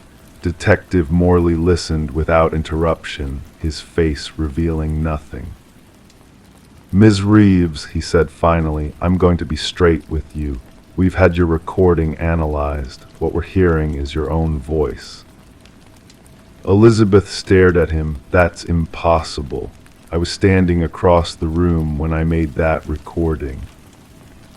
"Voice analysis doesn't lie," Morley continued. "We believe you may be experiencing a condition called automatic auditory verbal hallucinations. Essentially, you're speaking without being consciously aware of it." Elizabeth shook her head vehemently. "No, that's not what's happening." Detective Morley's expression softened slightly. "I've taken the liberty of looking into the Caroline Winters case. There were inconsistencies in your statement that were never fully resolved." Elizabeth's hands began to tremble. "What are you saying?" I'm saying that sometimes our minds find ways to process guilt that we aren't prepared to face consciously. What unfolded over the next 3 weeks transformed the quiet town of Millbrook. Elizabeth was placed on administrative leave from her teaching position. Her home became the focus of a renewed investigation into the decades-old drowning of Caroline Winters. Investigators discovered that Elizabeth had been prescribed medication for anxiety and insomnia shortly after Caroline's death, though she had told Millbrook Central during her hiring that she had no history of mental health issues. They found journals in her attic dating back to her college years, in which she described complex feelings of jealousy toward Caroline, particularly regarding a young man named David whom they had both been interested in. Most damning was the testimony of Caroline's younger brother, now a surgeon in Boston, who came forward after hearing about the new investigation. He recalled overhearing an argument between Elizabeth and Caroline the night before the drowning. Caroline had allegedly told Elizabeth that she was tired of competing and planned to move out of their shared apartment when they returned to school. As the evidence mounted, Elizabeth's behavior became increasingly erratic. Neighbors reported seeing her standing in her yard at odd hours, apparently speaking to herself. She missed scheduled appointments with both her attorney and the psychiatrist appointed by the court. And then, precisely 1 month after first reporting the voice in her air vent, Elizabeth Reeves disappeared. Her car was found 2 days later, parked near the boat launch at Hadley Lake, 80 miles from Millbrook. A note on the passenger seat read simply, "She's been waiting for me all these years." Despite an extensive search of the lake and surrounding woods, Elizabeth was never found. The Caroline Winters case was officially reopened, though without Elizabeth's testimony, no definitive conclusions could be reached about what truly happened that summer night in 1998. In Millbrook, Elizabeth's house remained vacant for years, a silent testament to the secrets it had held. Some claimed that on particularly quiet nights, if you stood on the sidewalk beneath her bedroom window, you could hear the faint sound of whispering coming from inside, a woman's voice asking a question that would never be answered. Detective James Morley, who retired 3 years after Elizabeth's disappearance, kept the case file in his home office. He would occasionally take out the original recording and listen to that haunting question, "Do you remember what you did to her?" Sometimes in the stillness of his own home, he could swear he heard a response, the barest whisper of a woman's voice saying, "I remember now. I remember everything." Crime 8, it had been painted over, locked tight. When they stripped the layers, they found grooves carved into the wood, fingernail deep and frantic. Above the handle, someone had etched, "I begged." The old Victorian home at 427 Mulberry Lane had been a fixture in Clearfield, Pennsylvania since 1892. 3 stories of weathered brick and ornate woodwork, with a turret that rose above the surrounding maple trees like a watchful eye. Local realtor Sarah Matheson had listed it 3 times in 5 years. It never stayed sold for long. On a crisp October morning in 2017, as the maple leaves turned crimson outside, Sarah led the Donovan family through the home's spacious rooms. Marcus and Elaine Donovan had relocated from Cincinnati for Marcus's new position at the regional hospital. Their 2 teenage daughters trailed behind, whispering about which bedrooms they'd claim. The house was perfect for them, spacious, historic, and priced well below market value. Sarah didn't volunteer why. "We'll take it," Marcus said before they'd even seen the basement. Sarah hesitated. There's still the lower level to see. "Is there something wrong with it?" Elaine asked. No, Sarah replied too quickly. It's just unfinished in parts. Down narrow wooden stairs, Sarah flipped a switch that illuminated a partially renovated basement. Half had been converted to a rec room with wood paneling from the 1970s. The other half remained rough stone foundation and exposed beams. Between these sections stood a door, solid oak and painted white. "What's in there?" Marcus asked, walking toward it. "Storage," Sarah said. "The previous owners kept it locked." When she handed over the keys a month later, Sarah passed Marcus a small brass key separate from the others. "For the basement door," she said. "Previous owners never used it much." The Donovans settled into their new home and community. Marcus threw himself into his role as head of radiology. Elaine found work teaching at the local high school. Their daughters, Lily and Emma, adjusted to their new school. For 6 months, no one gave much thought to the locked basement door. Until Emma began sleepwalking.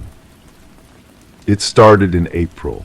Elaine found their younger daughter, 13-year-old Emma, standing motionless at the basement stairs one night, her hand on the railing, eyes open but unseeing.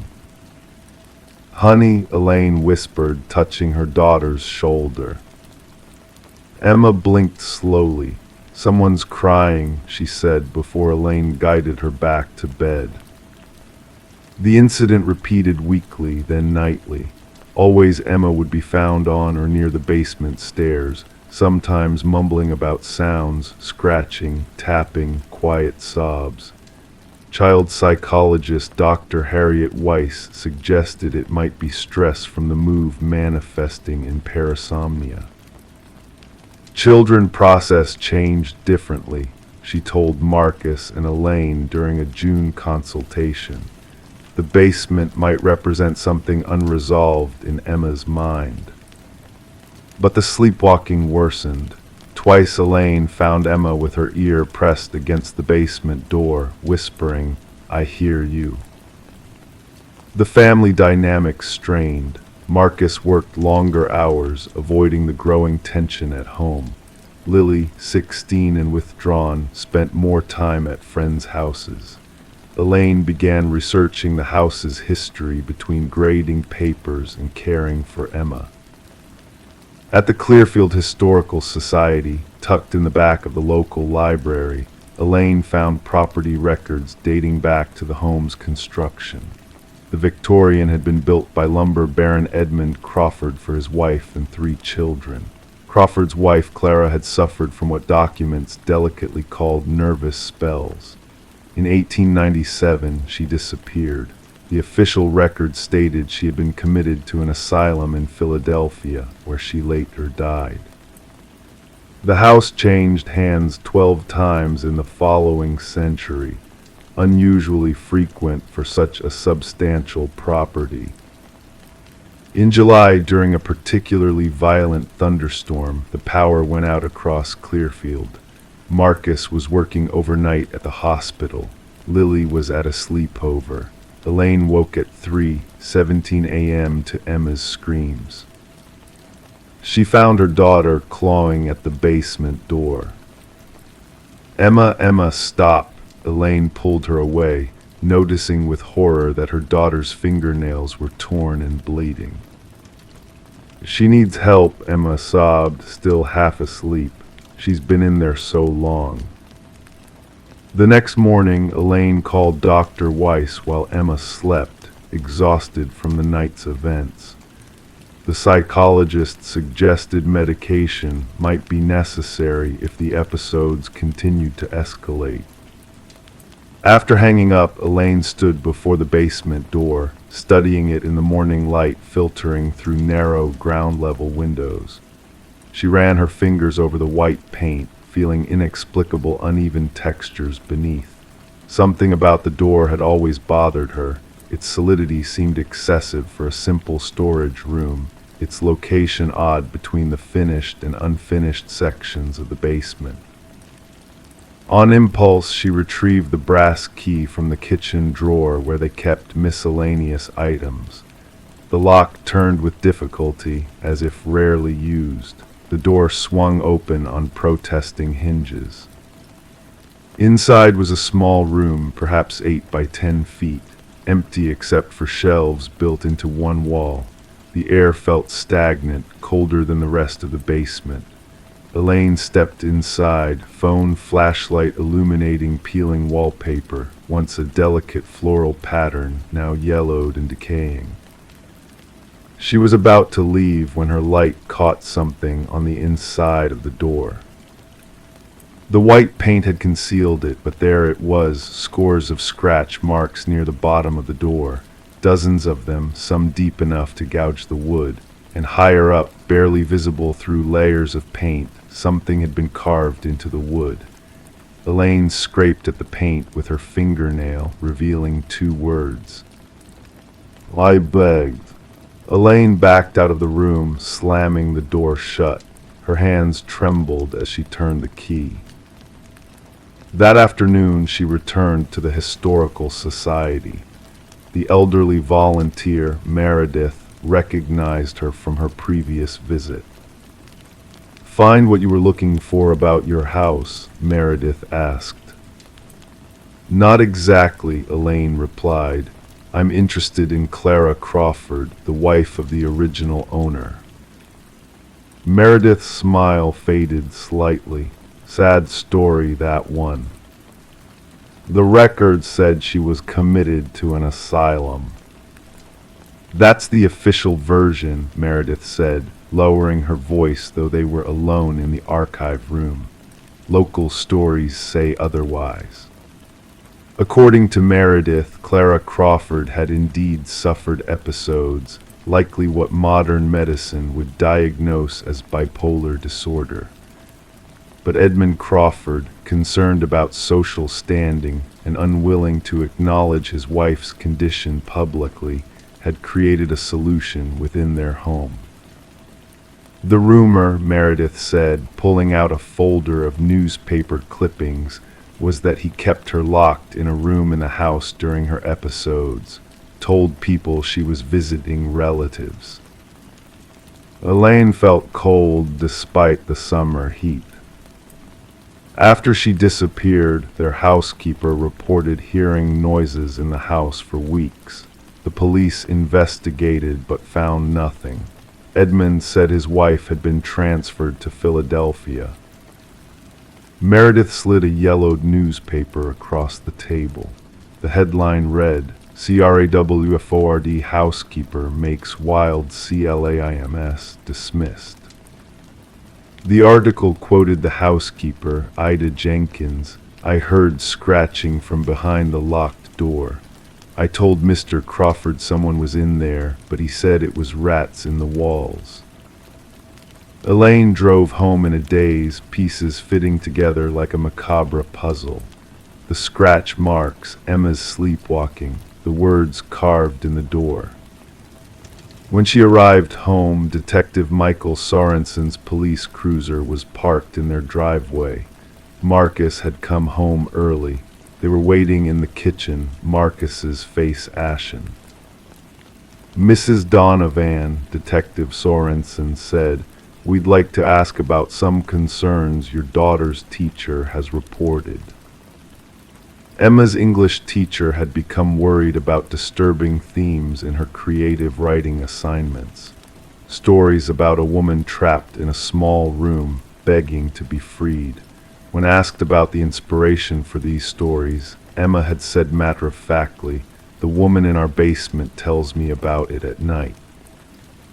The detective, clearly uncomfortable, explained they were obligated to follow up on such reports.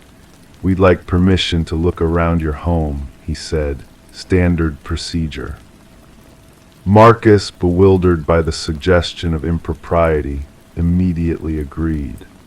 Elaine felt simultaneously relieved that the situation might finally be addressed and terrified of what they might find. Detective Sorensen and his partner conducted a thorough search, ending in the basement. When they reached the white door, Elaine handed them the key without a word. Inside the small room, the detective's flashlight revealed what Elaine had seen earlier and more. When he directed the beam at the floor, they noticed that one section of the aged wooden planks was slightly discolored. "How long have you owned this house?" Sorensen asked. 9 months, Marcus answered. "What is this about?" Instead of answering, the detective radioed for a forensic team. The investigation lasted 2 weeks. The Donovans stayed with Elaine's sister in Pittsburgh while crews in white protective suits worked in their basement. When Detective Sorensen finally called them in for a meeting, his face was grave. "We found human remains," he said simply. "Female, adult. They had been there a very long time." DNA testing would later confirm what Elaine already suspected. The remains belonged to Clara Crawford. She had never left the house on Mulberry Lane. The small room had been her prison during what her husband called her episodes, and ultimately it became her tomb. The medical examiner estimated she had survived in the locked room for weeks before succumbing to dehydration or starvation.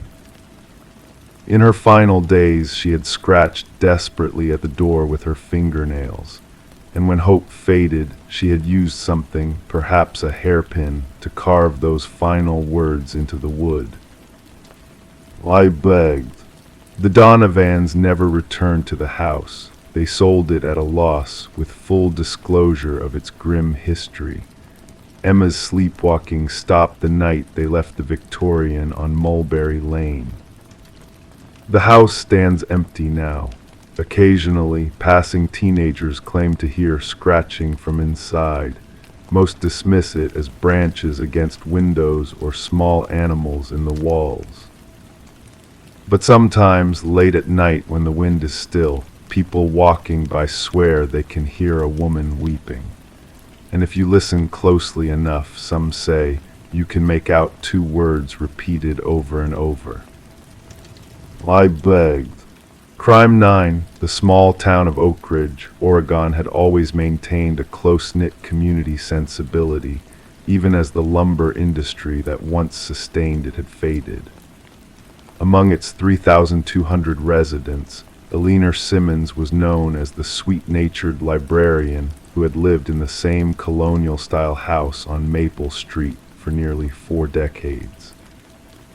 At 78, her snow-white hair was always neatly pinned, and her voice carried the gentle lilt of someone who had spent a lifetime reading stories to children.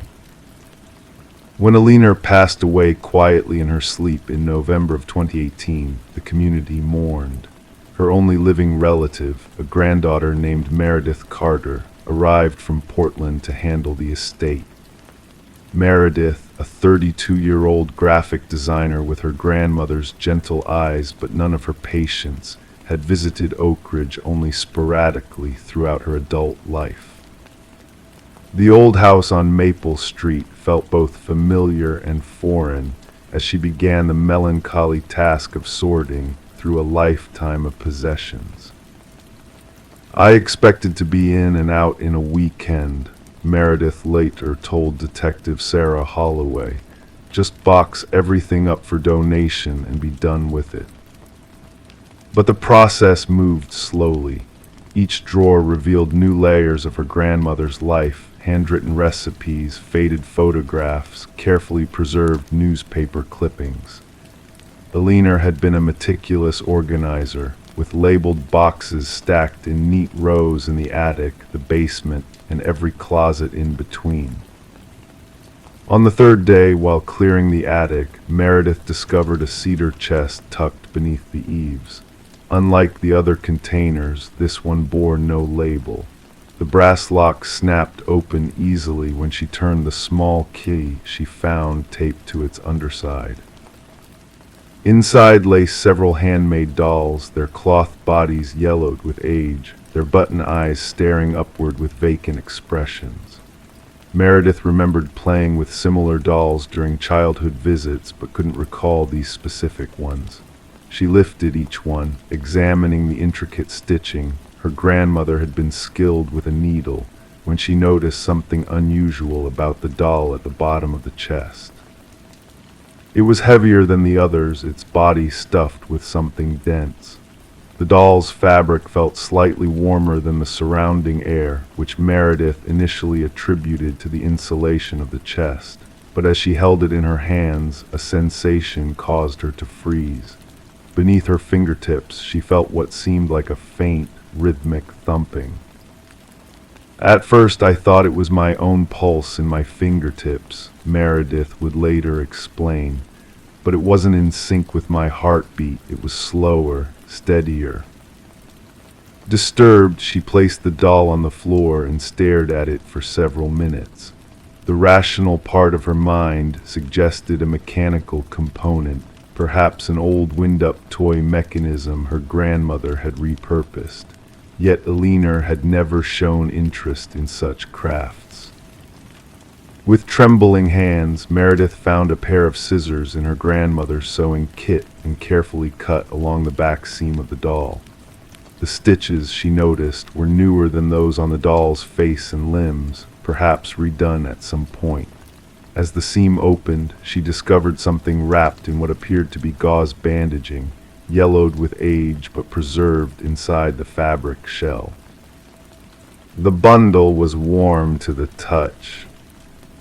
Unwrapping it slowly, layer by layer, Meredith uncovered a small gold locket. Inside the locket was a single human tooth, small, possibly a child's. She dropped everything, backing away from the doll as if it might suddenly animate. Within an hour, the Oak Ridge Police Department had been contacted, and Officer James Brennan arrived at the house on Maple Street. By nightfall, the attic had been cordoned off with police tape, and Detective Sarah Holloway had been called in from Eugene. "We thought it might be related to a cold case," Holloway explained during a press conference months later. The preservation method was unusual, ritualistic even. That's not something we typically see in this area. The investigation into Alina Simmons's life began to reveal inconsistencies that her neighbors and even family members had never noticed. Employment records showed gaps that couldn't be accounted for. Her late husband, Arthur, who had supposedly worked as an insurance adjuster, had limited documentation of his career. Most puzzling was the discovery that Alina had maintained a post office box in the neighboring town of Westfield for over 30 years, a fact Meredith had never known. The tooth was sent to a forensic odontologist who determined it belonged to a child between the ages of 7 and 9. DNA testing was ordered, but the results would take weeks. Meanwhile, Detective Holloway focused on the 5 remaining dolls from the cedar chest. Each was carefully examined, cut open, and catalogued. 3 contained nothing unusual, just cotton stuffing and small beans for weight, but 2 others held similar wrapped bundles.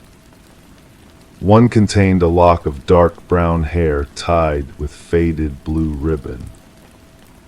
The other held a small finger bone. A search of missing persons cases from the region spanning 40 years yielded 7 possible matches for children who had disappeared within a 100-mile radius of Oak Ridge.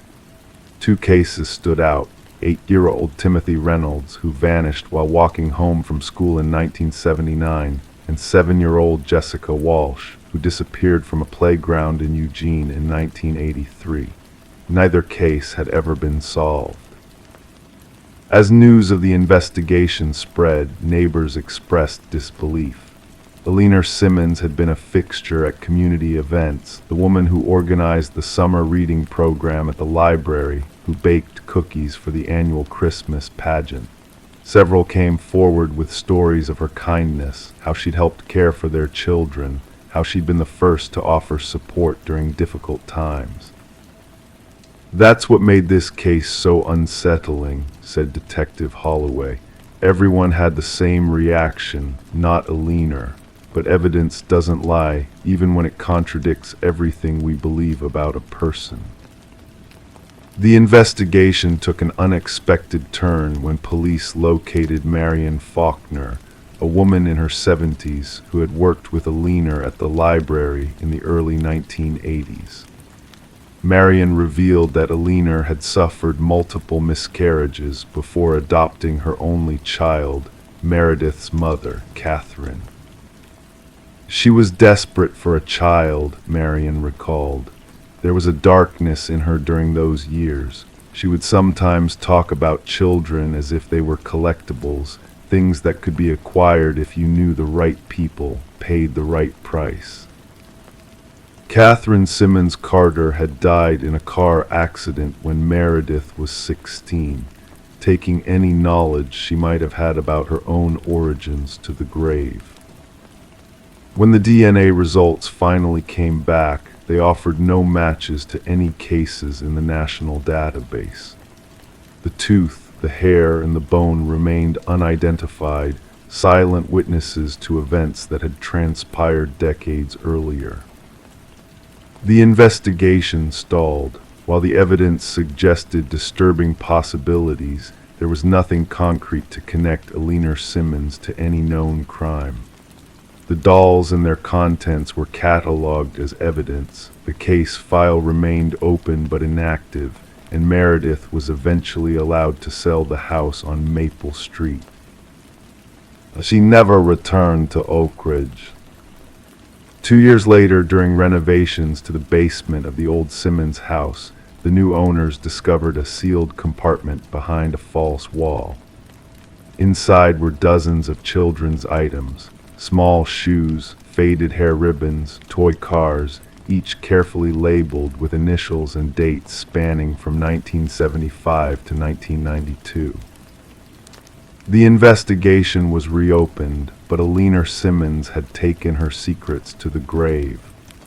The soft-spoken librarian who had spent decades reading bedtime stories to the children of Oak Ridge had left behind a legacy of whispers, suspicions, and unanswered questions. In the evidence room of the Lane County Sheriff's Department, the doll with the heartbeat remains in storage, its rhythm long since stilled, but the mystery it contains still very much alive. Some residents of Oak Ridge claim that on quiet nights, if you stand outside the house on Maple Street, you can hear the faint sound of children laughing. Others insist it's just the wind in the trees, carrying echoes of a past that the town would rather forget. The truth, like the contents of Alina's dolls, remains wrapped in layers that may never be fully unraveled. Story 10. In the heart of the city stood a quaint coffee shop, a sanctuary for those seeking solace in the warmth of a cup and the quiet hum of brewing machines.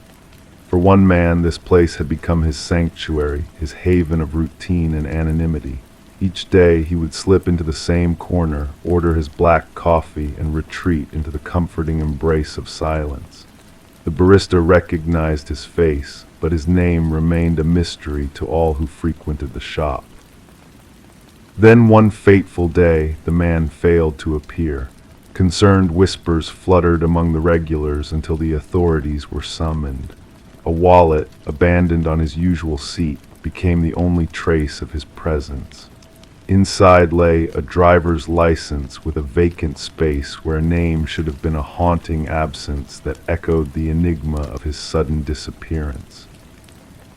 Detective Sarah Mercer delved into the perplexing case, her fingertips tracing the cold metal of the table as she scrutinized the cryptic security footage. The man, dubbed John Doe in the investigative records, seemed ordinary in every frame, a ghostly figure with unassuming features, wrapped in a navy coat and carrying a weathered messenger bag. But his vanishing act defied all logic, leaving behind a trail of unanswered questions that whispered of the inexplicable. "Play it again," Mercer instructed the tech specialist, her voice a mere whisper in the shadowy room. The footage replayed the mundane sequence of events: John's entrance during the bustling morning rush, his customary order, and his retreat to the secluded corner where he sat, pen in hand, lost in silent contemplation. And then the pivotal moment arrived. He rose, left his wallet on the table, and ventured towards the restroom, never to return. As the investigation unfolded, a chilling revelation emerged: the man had never entered the restroom, nor had he exited through any door. It was as though he had dissolved into the ether, leaving behind a haunting void in his wake. Back at the precinct, Mercer sifted through the remnants of the wallet, each item a puzzle piece in the enigmatic mosaic of John Doe's existence. Blank spaces mocked her search for identity, while the credit cards led to phantom accounts that defied verification. Among the fragments lay a lone business card, its surface as barren as the void that surrounded the man's identity, a faint echo of a presence that defied definition. The barista, a silent witness to the man's daily rituals, offered scant clues to his enigma. He spoke in whispers, as if guarding secrets. She murmured, her gaze distant with recollection. Always alone, lost in his scribblings. The notebook, a cryptic tome of encoded musings, held Mercer captive in its veiled secrets. Line after line of inscrutable symbols danced across its pages, a language of shadows that defied decryption. Architectural sketches of ethereal buildings adorned its confines, structures that defied reality and whispered of realms beyond mortal ken. The mirror, an antique sentinel that hung between worlds, beckoned Mercer with its ornate glyphs, a gateway to the unknown that mirrored the mysteries of John Doe's vanishing act. Its glass held a subtle distortion, a shimmering veil that hinted at realms unseen. As she probed deeper, Mercer discovered a hidden chamber behind the mirror, a clandestine alcove housing a trove of identical wallets, each a mirror image of the man who had slipped through the cracks of reality.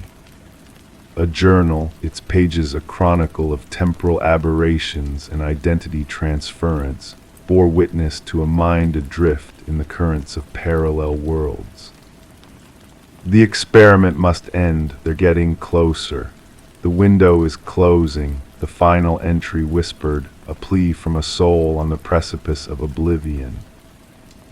With each revelation, the boundaries of reality blurred and strange occurrences plagued the vicinity of the coffee shop. Reflections danced in defiance of their creators, and whispers of John Doe's spectral presence haunted the shadows.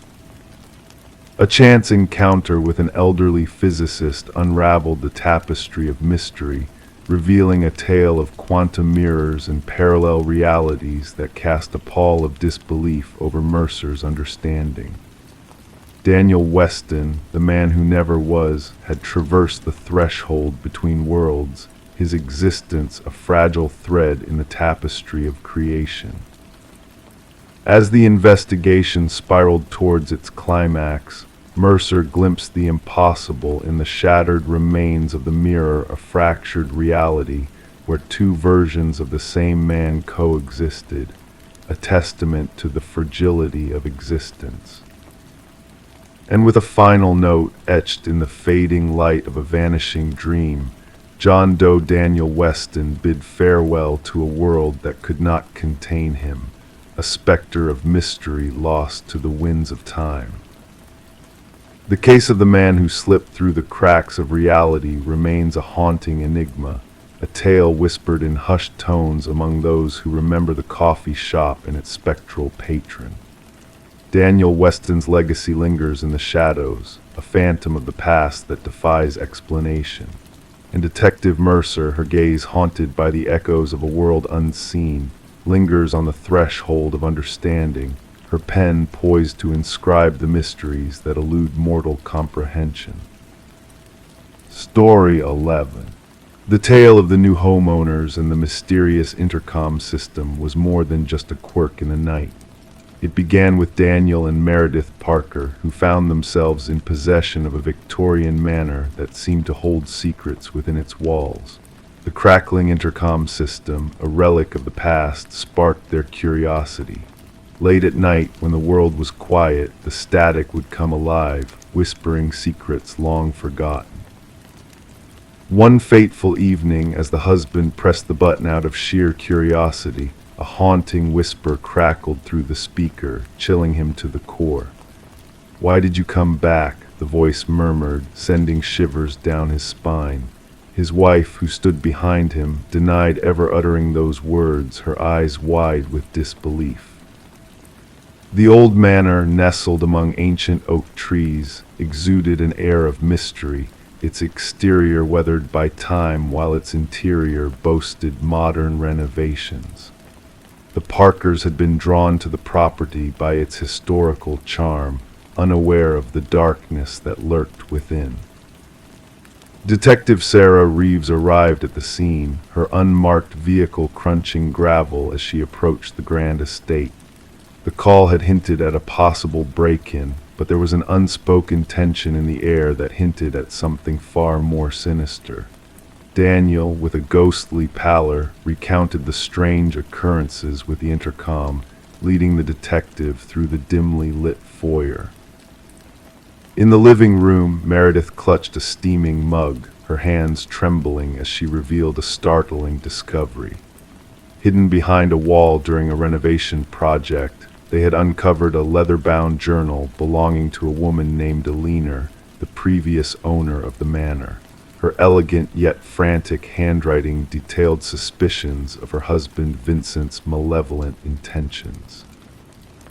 The investigation unveiled a dark past, linking the skeletal remains found beneath the garden shed to the long-forgotten Alina Blackwood. Vincent, the estranged husband, had deceived the world with his elaborate ruse of Alina's departure, all while living in the shadow of his heinous crime. Vincent's confession sent chills down the detective's spine, his calm demeanor belying the horrors he had committed. The truth emerged, painting a chilling portrait of a man consumed by silence and secrets, driven to unspeakable acts to quiet the voice that haunted him through the crackling intercom. As justice finally caught up with Vincent Blackwood, the house itself seemed to breathe a sigh of relief, its dark secrets laid bare for all to see. Daniel and Meredith, unable to bear the weight of the manor's history, bid farewell to the home, leaving behind a garden that now held a solemn memorial for Alina. The intercom system, a conduit for the voices of the past, was removed by the new owners, its whispers fading into the echoes of time. Detective Reeves, in her quiet moments, would pass by the property, listening for the faint remnants of Alina's voice carried on the wind, a reminder of the house that answered back in the stillness of the night. Story 12.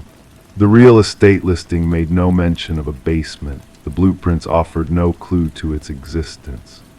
Yet as the family unraveled the worn carpet, a hidden door emerged, its handle rusted and weighty. It took a collective effort to pry it ajar. A gust of stale air, heavy with the aroma of moist soil, welcomed them. Descending steps disappeared into darkness. Expecting a storage space, they instead encountered a solitary chair beneath a swaying light bulb. And on the wall behind it, a series of photographs depicting them. Images captured within the confines of their own home. The Mercers had settled into the suburban dwelling during the somber winter months, when shadows crept early and the skeletal trees outside stood stark against the frigid sky. The aged two-story house, with its weathered exterior and echoing floors, exuded a charm they had convinced themselves to embrace, a charm laced with history. Little did they foresee the depth of history sequestered within the walls, or the violent intersection it would make with their present. Detective Sarah Connors arrived at the scene alongside her partner, the crime scene unit already cordoning off the area with fluttering yellow tape. Mrs. Mercer's trembling voice had relayed the shocking discovery beneath their very living room floor. "We must document everything before allowing anyone else down there," Connors directed, slipping on latex gloves with practiced efficiency. Camera flashes punctuated the stairwell as the forensic team meticulously captured the eerie scene. The wooden steps groaned beneath their weight. The basement, a compact space akin to a standard bedroom, boasted concrete walls painted a dull gray. The solitary chair stood anchored to the floor at the room's heart. Above it, the bare bulb cast sharp shadows, swaying gently in an invisible current. Yet it was the sequence of photographs that seized their attention, 37 images in meticulous chronological order. "These date back nearly 4 weeks," noted Connor's partner, scrutinizing the timestamps inscribed on the backs of the prints. "Look at this one, Mrs. Mercer dozing on the sofa, Mr. Mercer seated at the kitchen table, the children in their bedrooms. The absence of forced entry, shattered windows, or tampered locks only intensified the mystery. The security system had never been triggered, nothing had been pilfered. Only their privacy had been invaded, along with any semblance of security the family had harbored." Forensic analysis uncovered a multitude of fingerprints, predominantly belonging to past proprietors of the abode. Records disclosed a revolving door of ownership, with 6 families relinquishing the property within the past decade, each departing after brief stays and selling at diminishing prices. None had mentioned the enigmatic basement. "We must interview every previous owner," Connors instructed, flipping through her notepad. The case grew increasingly disquieting as they retraced the property's history. Discrepancies emerged from the records, blueprints altered between sales, permits submitted and retracted, inspection reports marred by redactions. A breakthrough materialized during the interrogation of the contractor who had revamped the house 7 years earlier. His complexion paled upon glimpsing images of the basement. "That room is non-existent," he vehemently asserted, hands trembling. "I gutted every inch to its foundation. There was no basement, no door, nothing beneath the living room save dirt and concrete." Digital forensics retrieved data from a concealed memory card within the light fixture. The evidence boards burgeoned with numerous additional images not solely of the Mercers, but of preceding families. Children slumbering, parents bickering, intimate moments, mundane routines, all captured by an unauthorized observer. The case delved into a darker realm upon the recovery of audio files stashed within a weatherproof container nestled in the basement's corner. Voice recordings from the master bedroom, kitchen, living room echoed through the unearthed files. Despite the absence of any discovered surveillance devices during the initial search, the audio's clarity hinted at sophisticated microphones secreted within the residence. "We must dismantle every wall," Connors commanded, urgency taut in her voice. "Inspect the air vents, light fixtures, electrical outlets. The perpetrator has surveilled these families for years." Beyond the tapestry of photographs, investigators stumbled upon a narrow passage leading to a compact monitoring hub. A desk, a chair, a laptop linked to an array of wireless cameras, and a journal brimming with meticulous observations about each family that had inhabited the house. Their routines, their timetables, their disputes, their vulnerabilities. The script mirrored that of the property's original constructor, a man named Edward Kelvin. Reports indicated his demise during the house's construction, a fact that grew increasingly dubious as the inquiry unfolded. No official death certificate, no funeral arrangements. Edward Kelvin had vanished from public records. The final entries in the journal veered into incoherence. Phrases like "they never looked down" and "they never see me" recurred incessantly. The concluding page bore a solitary sentence: "The next family arrives tomorrow." Fingerprint scrutiny corroborated the detective's burgeoning suspicion Edward Kelvin had never vacated the structure he had erected. He had merely receded into its obscure recesses, erecting a labyrinth of observation points from which to monitor the families who believed themselves solitary inhabitants. The pursuit spanned 3 days. They unearthed him nestled within a crawl space betwixt the second-story chambers, his physique gaunt and lithe, attuned to navigating the narrow passageways he had fashioned within the walls. Blinking against the harsh flashlight beams, his eyes, unaccustomed to direct illumination, flickered. During interrogation, Kelvin discussed the families as if they were players in his private drama. He narrated their lives with the detached scrutiny of a scientist observing specimens. He had never encroached upon them, never looted from them, never directly influenced their existence. He had merely watched, recorded, documented. "They welcomed me in," he informed the investigators, his tone soft and logical. "They signed the agreements, they became mine." The psychiatric assessment ascertained Kelvin's severe delusions, wherein he perceived himself not as an intruder, but as a custodian of the house. The families were fleeting guests in what he deemed his eternal abode. The Mercer family never returned to the premises. Following the footsteps of their predecessors, they abandoned their possessions, salvaging only what could fit into suitcases. The house languished untenanted as the judicial process unfolded.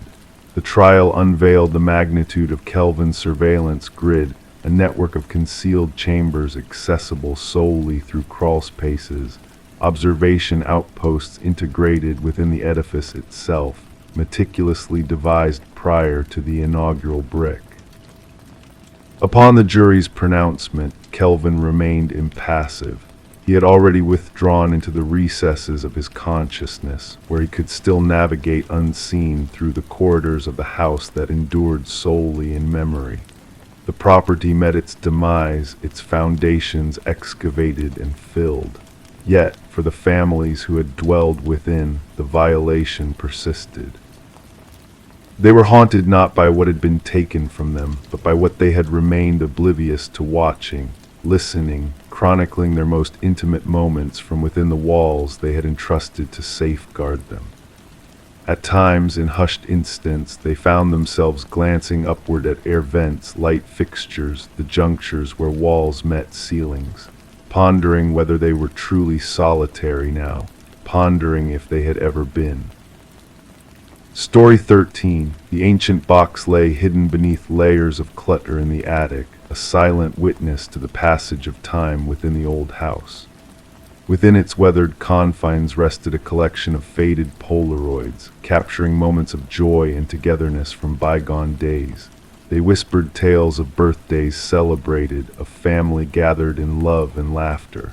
Harmless memories, or so it seemed, until the last photograph emerged. In that final image, taken within the familiar confines of her own living room, an unsettling revelation awaited Rebecca.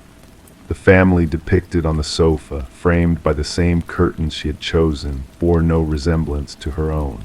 And there, lurking in the shadows of the hallway, a solitary figure watched in silence. A chill gripped her as she gazed upon the photograph, her fingers trembling imperceptibly, causing the edges of the Polaroid to quiver. The family in the picture, faces frozen in a mask of happiness, remained oblivious to the danger that loomed just behind them. As Rebecca descended the creaking wooden stairs, the house that had once felt vast and empty now seemed to close in around her, suffocating in its silence. Placing the image on her kitchen counter, she scrutinized it under the unforgiving glare of the fluorescent light. The uncanny resemblance between the room in the photograph and her own surroundings was undeniable. The archway leading to the hallway, the intricate crown molding, the bay window that welcomed the morning sun, all mirrored in eerie accuracy. This was her domain, yet these strangers had claimed it as their own.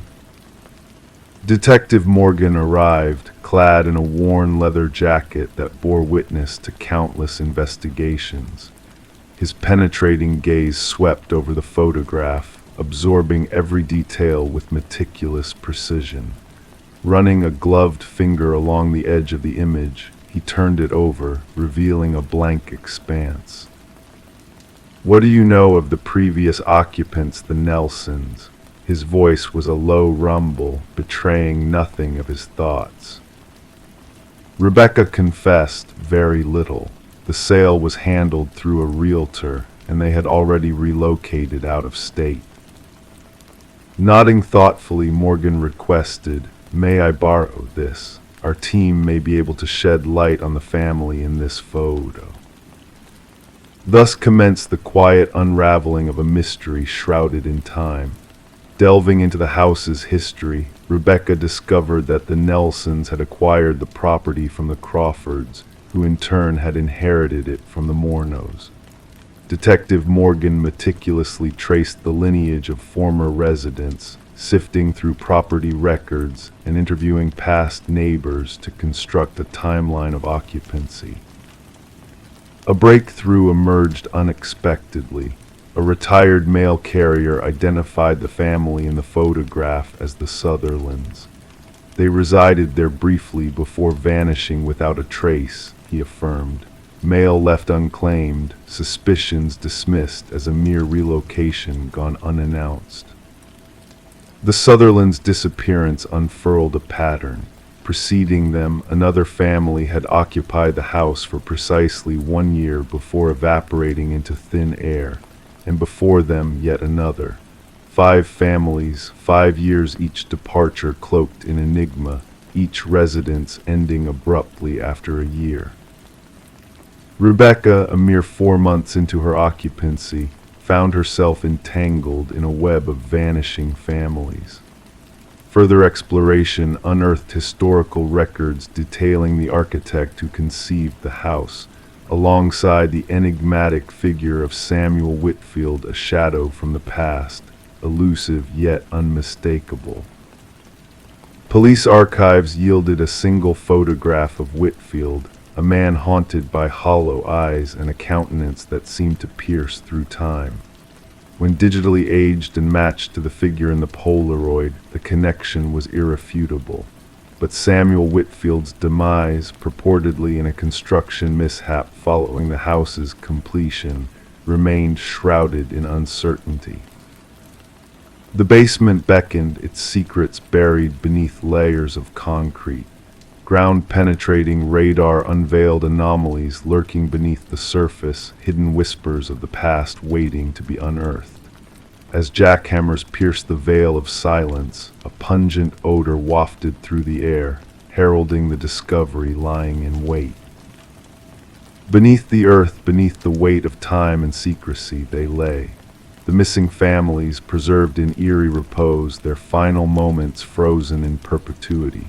Among their possessions, a camera, the very instrument that had captured the haunting Polaroid in the attic, and alongside it, a trove of photographs, each showcasing a different family enveloped in blissful ignorance, while a specter lingered in the shadows. The house metamorphosed into a crime scene, sealed off from the world outside. Rebecca's sanctuary was no more, a sanctuary tainted by the specter of the past. As investigators meticulously combed through the evidence, a hidden chamber in the attic was unveiled, a sanctuary of shadows and secrets concealed behind a facade of normalcy. Within this clandestine alcove lay a cot, a camera, and a journal brimming with meticulous observations of those who had dwelled within the house's walls. The final entry, penned a mere 3 days prior, bore a haunting message. "The newcomer is different. She has uncovered my portrait too soon. I must hasten my plans." Rebecca sought refuge in a hotel, guarded by the watchful eyes of law enforcement. In the dead of night, a call shattered the stillness, its breathy whispers a harbinger of unease. A click, the mechanical whir of a Polaroid camera, and silence, a deafening void that echoed with the weight of impending peril. The investigation persists, an unyielding quest for truth in a realm haunted by shadows and whispers. The house stands as a sentinel of secrets, its windows veiled in darkness, its corridors echoing with the specter of Samuel Whitfield, a phantom of the past, a phantom of the present. Samuel Whitfield, if that was his true name, remains an enigma, an entity lost to time, a phantom who once roamed the halls of the house that now stands in silent condemnation. Some assert his demise long past, while others whisper of his spectral presence, lingering on in the unseen corners of a world veiled in mystery. And in the hushed confines of a dimly lit room, photographs unfurl the faces of new families, new homes, new watchmen in the shadows. Amidst the stillness, a singular certainty emerges. The seekers of truth now find themselves ensnared in the gaze of the unseen, their fates entwined with the enigma of the man in the photograph. Story 14. The aged apartment exuded a sense of history, its walls holding secrets whispered through time. The heating system emitted groans that echoed through the corridors. The pipes rumbled like a distant thunderstorm. It was all part of the building's character, or so they believed. But then she heard it, a voice barely audible yet unmistakable, drifting through the rusty vents like a ghostly breath. It wasn't the usual background noise of daily life. It was a whisper calling out to her, beckoning her closer. She hesitated, her heart quickening as she leaned in, pressing her ear against the metal grate. A chill brushed past her cheek, followed by a soft, almost teasing voice, "I know you're listening." Detective Morgan Shaw stood in the midst of the abandoned apartment, a shroud of mystery enveloping the scene. Her eyes fixated on the rusted vent cover that had been forcibly removed. Around her, the forensics team meticulously cataloged every detail, their cameras capturing the eerie atmosphere.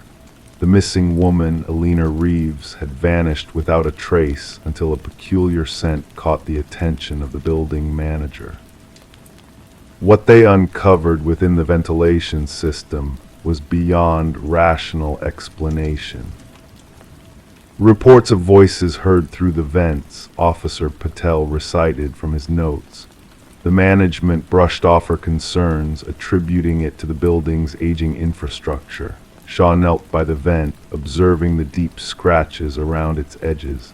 These marks weren't made by any tool, she whispered to herself. The desperation in those gouges hinted at a frantic attempt to escape from within. Alina had been a beloved figure, a teacher whose absence cast a shadow over her classroom. Her students crafted cards, her sister filed a missing persons report, and whispers of her paranoia leading up to her disappearance only deepened the mystery. She was convinced someone was watching, speaking to her through the vents, her sister tremblingly revealed during questioning. Shaw surveyed the apartment with a newfound perspective, noticing subtle clues that painted a chilling picture of someone's intimate intrusion into Alina's life. As the investigation unfolded, unsettling revelations came to light. Fibers entangled in the vent matched Alina's clothing.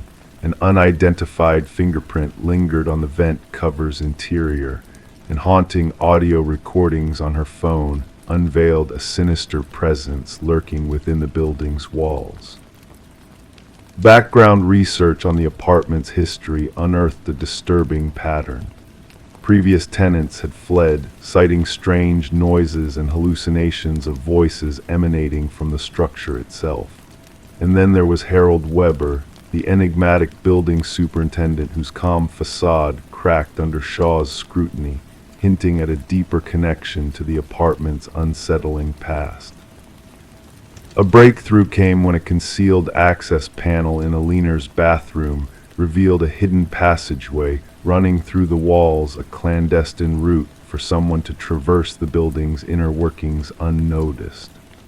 Inside this secret passage lay a trove of items, remnants of a voyeur's twisted obsession with the unsuspecting occupants. The truth unraveled further as Weber's meticulously kept records exposed his chilling fixation on Alina and others before her. His meticulous documentation, audio recordings, and voyeuristic mementos painted a portrait of a predator lurking in plain sight, cloaked in the guise of a building caretaker. Weber's arrest shed light on a dark chapter of the apartment's history, unveiling a web of manipulation, voyeurism, and unspeakable horrors. The whispers that once haunted Alina now echoed through the courtroom as the trial unfolded with chilling precision. Despite Weber's conviction, the whispers lingered, weaving their way through the vacant halls of the apartment building. New residents came and went, unaware of the unsettling legacy that permeated the very structure they called home. The whispers persisted, carried on the cold drafts that brushed against their skin, a reminder of the secrets buried within the walls, waiting to be heard by those who dared to listen. The apartment remained a silent witness to the chilling echoes of a past best left undisturbed. Story 15: The Tale of the Old Library Hidden Secrets. The ancient library sat silently, awaiting its fate of demolition. The workers diligently carried out their tasks, unaware of the mysteries lurking within its walls. As the final stages approached, a fortuitous stumble revealed a concealed latch on a dusty bookshelf. With a gentle click, the shelf swung open, unveiling a passage shrouded in darkness, beckoning the curious to explore its depths. The air within the hidden chamber was heavy with the weight of time, undisturbed for decades. No furniture adorned the space except for a solitary chair at its center, firmly bolted to the floor. Etched repeatedly on the wall, a haunting message lingered: "I am still here." The construction foreman, sensing unease, swiftly contacted the authorities, setting in motion a sequence of events that would unravel a chilling truth veiled by shadows. Detective Morgan Walsh, with weathered experience etched into his features, arrived at the scene. His steady gaze swept over the eerie room, his flashlight piercing the darkness to reveal the unsettling message scrawled across the walls. Commanding authority, Walsh directed the officers to secure the area, preserving the enigmatic space for forensic scrutiny. Delving into the library's past unearthed a tale steeped in intrigue. Once owned by the esteemed Harrington family, the library had been gifted to the public following the mysterious disappearance of their daughter, Rebecca. A cold case shrouded in uncertainty, Rebecca's vanishing during her college years had left a void in the community. The prevailing narrative of her departure clashed with her family's steadfast belief in a darker truth concealed beneath the surface. Forensic experts meticulously combed through the hidden chamber, uncovering traces of a tumultuous past. Hair and fibers embedded in the chair hinted at a struggle, while the walls whispered silent secrets through blood and skin cells intermingled with the scratches. The evidence pointed to a captive, a young woman ensnared in a web of darkness within these walls. As Walsh pieced together the puzzle, a disturbing pattern emerged. The timing of the library's donation after Rebecca's disappearance raised suspicions, casting a shadow of doubt over the Harrington family's benevolent facade. Connections surfaced, linking the installation of the secret chamber to Maxwell Harrington, Rebecca's uncle and patriarch of the family. Accounts from former staff members painted a portrait of Maxwell's solitary vigils in the library's forbidden section, shielded from prying eyes by his insistence on its preservation. An ominous revelation unfolded as DNA evidence bridged the gap between the hidden room and Rebecca, solidifying a harrowing truth long concealed. A search of the Harrington estate unearthed a damning journal in Maxwell's study, chronicling his descent into obsession and desperation. The final entry, a chilling testament to his dark deeds, laid bare the sinister fate that befell his niece. Confronted with irrefutable evidence, Maxwell's facade crumbled, unveiling a tale of betrayal and tragedy. In a coastal haven, Maxwell's stoic facade shattered under the weight of guilt and remorse. His confession unveiled a tale of greed and deceit, culminating in a heinous act to safeguard his ill-gotten gains. The echoes of Rebecca's plight resonated through the hidden room as justice inexorably marched towards its long-overdue reckoning. Beneath the floorboards of the hidden chamber, the truth lay buried alongside Rebecca's remains, a poignant reminder of a life extinguished too soon. The solemn courtroom bore witness to Maxwell's sentencing, a bittersweet end to a saga of darkness and despair. The library, once slated for destruction, stood as a somber monument to a tragedy long concealed. Amidst the hushed whispers of the past, the community rallied to honor Rebecca's memory, offering tributes of flowers and remembrance at the library's entrance. In a poignant twist of fate, Rebecca's haunting message, etched into the walls in desperation, ensured her legacy endured, a beacon of truth and justice in a world cloaked in shadows.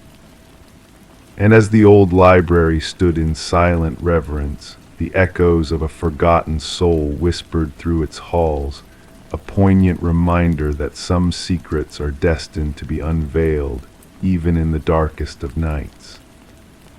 Story 16, the apartment lay silent and still for months, untouched by human presence. When the new tenants crossed the threshold, their expectations were low, perhaps just dust settling on forgotten furniture. But one door, stubborn and unyielding, captured their curiosity. A closet, locked from the inside, held its secrets tightly. With a heavy push, the landlord broke the barrier, revealing a chilling sight. The walls bore witness to a silent struggle, etched with deep, uneven scratches that spoke of desperation.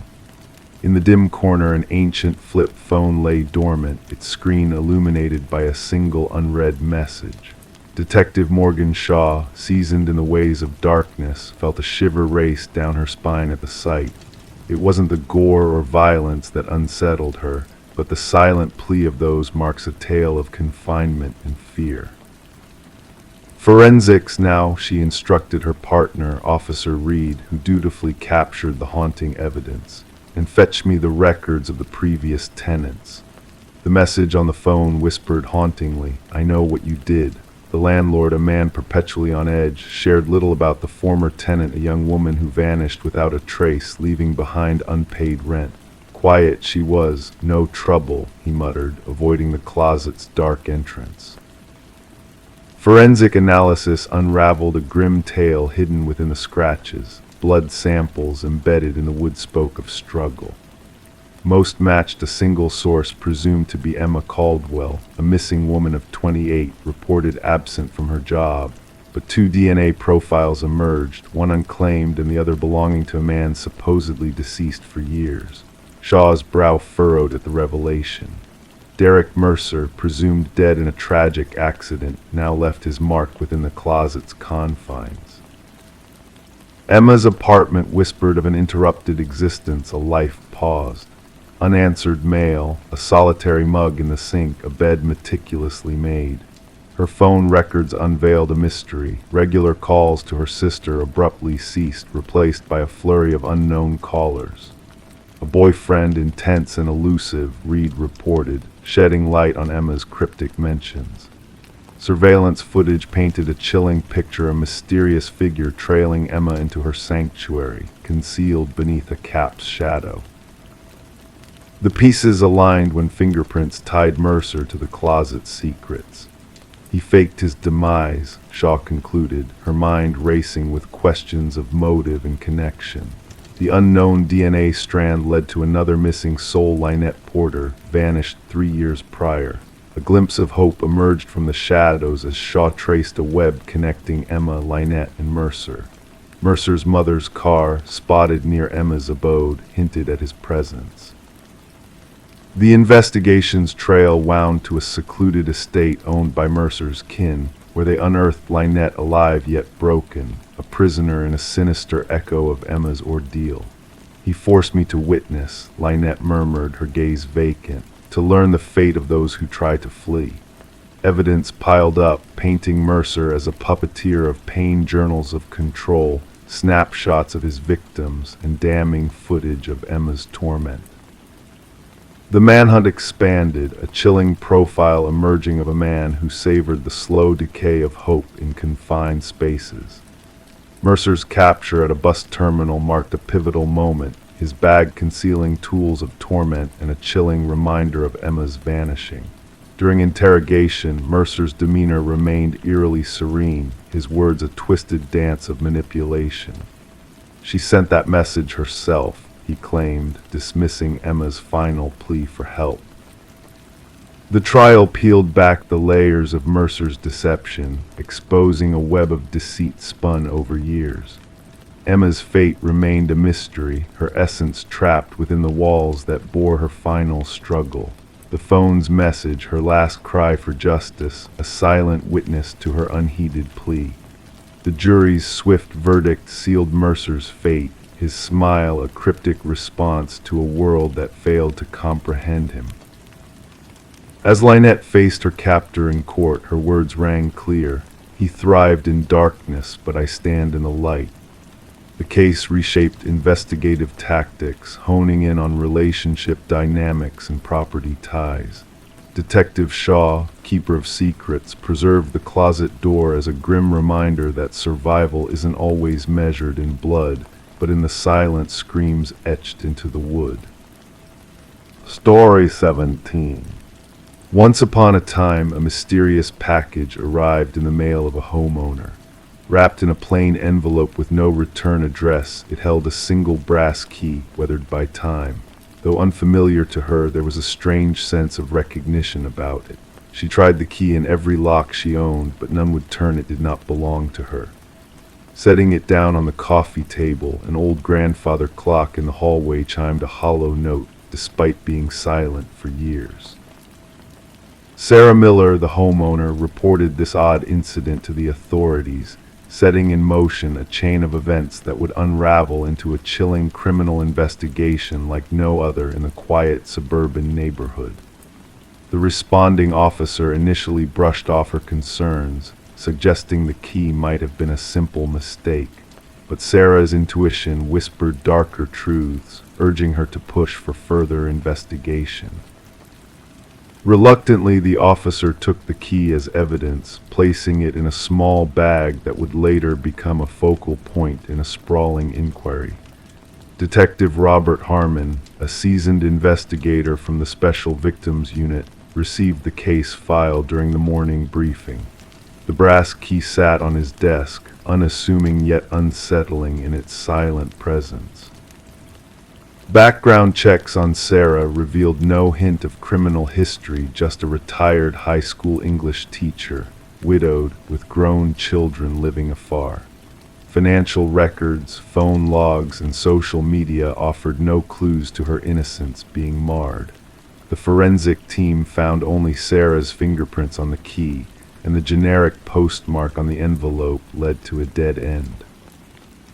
A breakthrough came unexpectedly when Detective Harmon ran the key's unique pattern through the department database.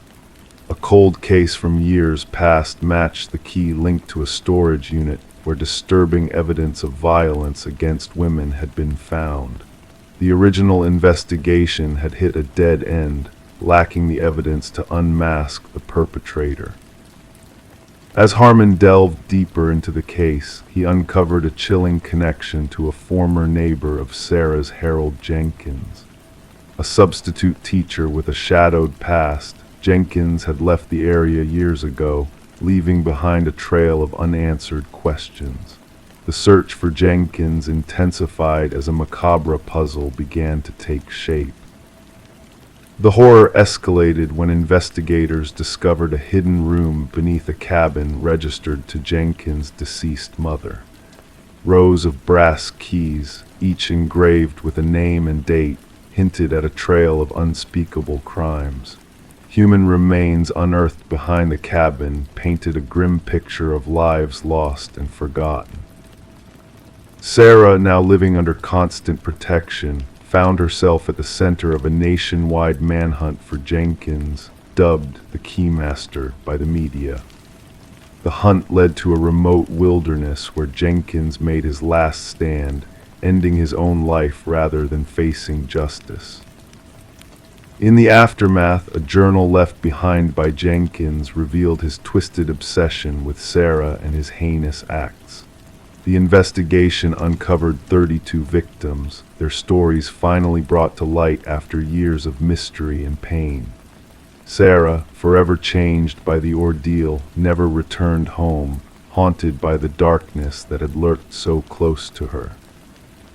As researchers delved into Jenkins' psyche, seeking to prevent such horrors in the future, a collection of brass keys sat in an evidence locker, a silent testament to the lives lost and the truth behind the facade of normalcy. And so, the story of the mysterious key and the sinister secrets it unlocked faded into whispers, a cautionary tale of the hidden darkness that can dwell among us, waiting to be revealed. Story 18. The old wooden plank shifted ever so slightly under Sarah's weight, catching her attention with a soft creak. Intrigued, she knelt down and traced her fingers along the edges, sensing the hidden gap beneath her feet. The floor was not as solid as it seemed. It held secrets beneath its surface. With gentle determination, she lifted the boards, revealing a dark, narrow space that lay hidden beneath her newly acquired home. As Sarah peered into the shadows below, Detective Morgan Reed stood silently behind her, observing the mix of fear and curiosity in Sarah's eyes. It was more than just a hidden room they had uncovered. It was a violation of sanctuary, an intrusion of darkness into what should have been a fresh beginning for Sarah. "Please do not touch anything else." Detective Reed's voice was steady, commanding. She clicked on her flashlight, casting a beam of light into the concealed chamber, revealing walls adorned with surveillance photos of Sarah's every move. A shrine of obsession meticulously crafted by someone who had been watching her every step. The small cottage had been purchased from the estate of a reclusive man named Walter Green, who had passed away with no known relatives. The property had sat empty for months before Sarah made it her own. The real estate listing had painted a picture of charm and potential, with no mention of the hidden horrors lurking beneath. "I never met him, the previous owner." Sarah's voice was barely a whisper. "The neighbors said he kept to himself. I was told the basement access had been sealed off long ago. That's what the inspectors said." Crime scene investigators arrived, their equipment clattering against the wooden floors as they set to work documenting every detail of the hidden chamber. They carefully extracted a mattress, a chair, and a tattered notebook filled with Sarah's name written repeatedly on its pages. Forensic analysis revealed that every fingerprint found belonged to Walter Green, deepening the mystery of his obsession. The investigators uncovered a timeline that chilled them to the core. Walter had been watching Sarah for years before his death, blending into her world unnoticed. He had been a ghost in her life, present yet unseen, planning something more sinister in the hidden room beneath the floor. During the course of her investigation, Detective Reed stumbled upon a key piece of the puzzle when she interviewed Walter's former co-worker, who nervously revealed the extent of Walter's fixation on Sarah. It was more than a crush. It was an unsettling belief that she belonged to him. A key found in Walter's workplace locker led them to a storage unit meticulously arranged to mimic Sarah's old apartment, down to the smallest details. A calendar marked with a date signifying a twisted notion of togetherness sent shivers down the spines of those involved in the case.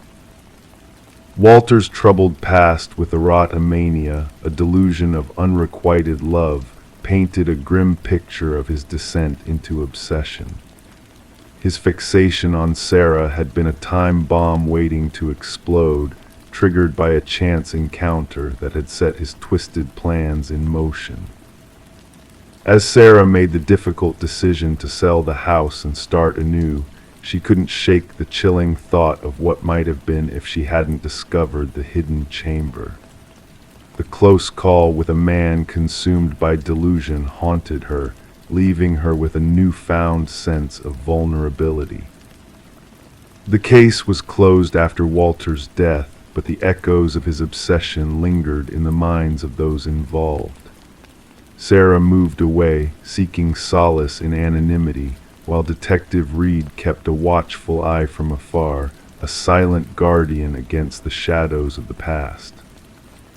The small cottage found new owners, oblivious to the dark secrets buried beneath its floorboards. The hidden room was sealed, the floorboards replaced, but the memory of what lay beneath remained a cautionary tale of unseen dangers and the fragile line between safety and darkness. Story 19, in the midst of faded memories and forgotten celebrations, a chilling presence lurked within the confines of old Polaroids. Sarah Winters, tasked with sifting through her mother's attic treasures, stumbled upon a collection of photographs that whispered of a dark secret. Each snapshot seemed innocent at first glance, capturing the essence of family gatherings and joyous occasions. However, a sinister truth gradually unveiled itself as Sarah delved deeper into the past. Amidst the smiling faces and flickering candles, a figure lingered in the background, shrouded in mystery and darkness. A man unknown to the family, yet ever so present in each photograph, drawing closer with every captured moment. His presence was unsettling, a silent observer standing just beyond the glow of celebration. The first photo revealed him as a mere silhouette on the periphery, a subtle hint of his existence during a childhood birthday party. With each subsequent image, he crept closer, his form manifesting behind unsuspecting relatives, unnoticed by all except Sarah. The discovery sent shivers down her spine, prompting a call to her father in search of answers. Confusion and unease clouded their conversation as her father denied the presence of any stranger in the photos. Detective Marcus Reed was summoned, his seasoned eyes studying the eerie progression of the mysterious figure through the captured memories. Raindrops danced against the windows as the detective meticulously examined the evidence, his curiosity piqued by the inexplicable intruder. As Sarah laid out the photographs before him, a sense of foreboding settled within the room. The figure's gradual advancement towards the children, culminating in a haunting proximity to her past self, painted a chilling picture of malevolence. Despite speculations of the photographer's involvement, the truth proved far more sinister. Further investigation uncovered a connection to a long-forgotten case of child abductions, linked to a vanished maintenance worker named Robert Keller. His presence in the shadows of the family photos hinted at a dark past, concealed beneath layers of time and deception. Dental records and technological enhancements unveiled his identity, unraveling a web of horrors that spanned decades. The revelation of Keller's malevolent presence in the past gatherings sent shockwaves through the community, shedding light on unsolved mysteries and bringing closure to grieving families. The buried secrets resurfaced, buried beneath layers of concrete and deceit, exposing the hidden truths that had eluded justice for far too long.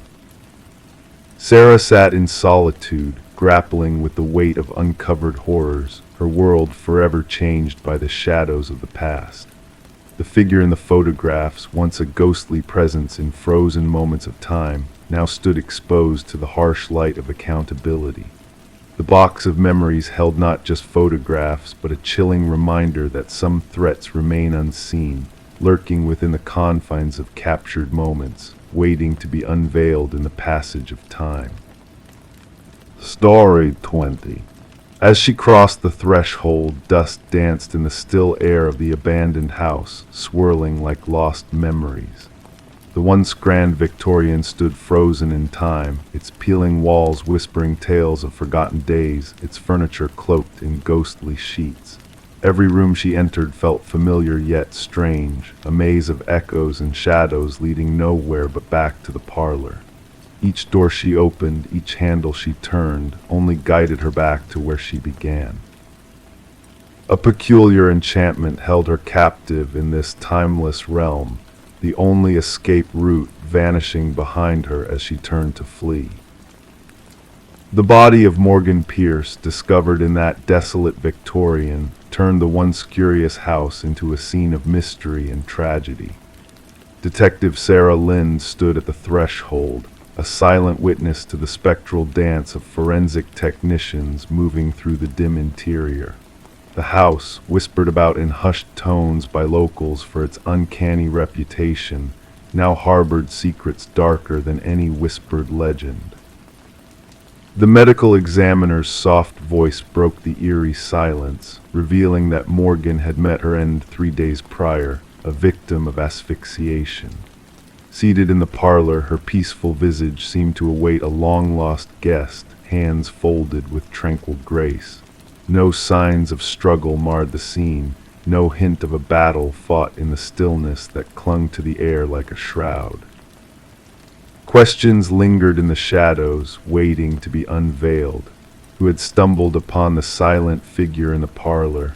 A real estate agent, showing the property to potential buyers, had unwittingly stumbled upon the haunting tableau, mistaking Morgan for a trespasser until closer inspection revealed the truth. Morgan Pierce, a young graduate student with a thirst for unraveling architectural enigmas, had been drawn to the Victorian's enigmatic embrace. Her journal entries whispered of strange acoustics, chilling drafts, and doors that defied logic by leading to new realms with each opening. Her final musings spoke of bringing specialized tools to capture the elusive, spatial inconsistencies, tools that had vanished into the ether. A rare alkaloid, a whisper of ancient rituals, lingered in Morgan's veins, a puzzle piece that defied easy explanation. Her boyfriend vouched for her dedication to research, denying any dalliance with recreational substances. Deleted messages hinted at a mysterious connection, a shared bond with someone who saw beyond the house's deceptive facade. Adam Reeves, an expert in architectural history, emerged as a figure shrouded in shadows of his own. His knowledge of spatial anomalies had drawn Morgan like a moth to flame, their relationship blossoming into uncharted territories. Yet an alibi shielded him from suspicion, placing him miles away at a symposium when tragedy struck. A revelation from a distant grandson unmasked the house's darkest secret, the Blackwood family's legacy of unexplained deaths within its walls. Dubbed the Claiming, these eerie passings shared a common thread of peace and finality, as if the house itself cradled its victims in eternal repose. A hidden chamber, a shrine to forgotten gods, lay concealed behind the parlor's hearth, a trove of artifacts hinting at ancient rituals and forgotten truths. The deity of liminal spaces, guardian of thresholds between worlds, gazed serenely from its pedestal, its secrets intertwined with Morgan's fate. Dust whispered of another presence, unseen yet palpable, haunting the corridors of the abandoned house. The fingerprints of a phantom lingered on doorknobs, a spectral echo of a presence long gone. And when Adam Reeves met his end in a manner mirroring Morgan's, the final puzzle piece fell into place, a key to unlock the mysteries of the house, a key clutched in a lifeless hand. In his parting words, Reeves spoke of perceptions twisted, of truths obscured by the house's malevolent charm. A house that ensnared not the body, but the mind weaving illusions that blurred the line between reality and nightmare. The truth lay veiled in shadows, a riddle waiting to be deciphered by those brave enough to peer into the abyss. The case, shrouded in whispers and shadows, remained unsolved, a haunting reminder of the mysteries that lurk in the spaces between worlds. The condemned Victorian stood as a silent sentinel, its secrets buried deep within its walls, a testament to the enigma of a house where every door led back to the beginning. Whispers still lingered in the night, of lights flickering in the darkness, of lost souls wandering the halls in search of an exit that eluded them. Some whispered of a curse that claimed those who delved too deep, while others spoke of a truth so profound it transcended mortal understanding. In the twilight realm of the abandoned Victorian, the line between reality and illusion blurred, a reminder that some mysteries are best left undisturbed in the realm of dreams. Story 21, the hotel appeared worn, a relic of forgotten times, a transient haven for weary travelers. The receptionist handed her the key with a peculiar glance. "Just avoid the last door on the left," his words barely audible. Intrigue tugged at her curiosity. That evening, navigating the shadowy corridor, she paused by the ominous door. The metal handle chilled her hand, the door indistinguishable from its neighbors until she pressed her ear against it. A faint breath whispered from the other side. Detective Morgan Reed yawned as she slipped under the yellow tape blocking the crime scene entrance. The metallic tang of blood assaulted her senses, a familiar scent. Stains marred the carpet, turning its pattern nearly black. The room held stark contradictions, a pristine bathroom, an undisturbed bed, and the grim sight between them. A young woman lay lifeless on the floor, her golden hair splayed around her like a halo. Her vacant eyes stared upward, frozen in a haunting expression. Reed knelt beside her, careful not to disturb the evidence markers scattered around. "The third one this season," the forensic expert remarked, his tone devoid of emotion as he documented the scene. "Same as the others," Reed nodded solemnly. The victim, elegantly dressed, seemed out of place in the shabby motel. A designer handbag lay open on the nightstand, its contents untouched. This was not a crime of theft. A deeper motive lurked behind this brutality. The hotel manager lingered anxiously by the threshold, his complexion pallid. "She arrived alone, paid in cash. I never imagined," his voice faltered. "The maid discovered her during cleaning." Reed surveyed the room again. No signs of forced entry, no defensive wounds on the victim. She had either welcomed her assailant willingly or known them beforehand. Back at the precinct, Reed pinned up photos on the board. 3 women strikingly similar, all found in rundown motels. Speculations of a serial offender circulated as the media stirred.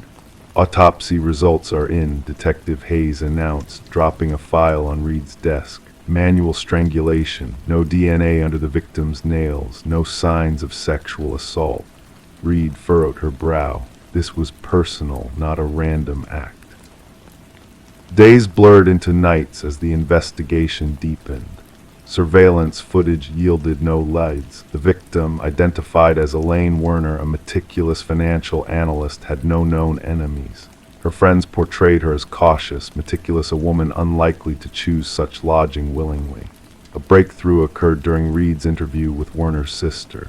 She mentioned a man from her workplace, the sister divulged, hands trembling, secretive about it. "I think he was married," Reed lined in.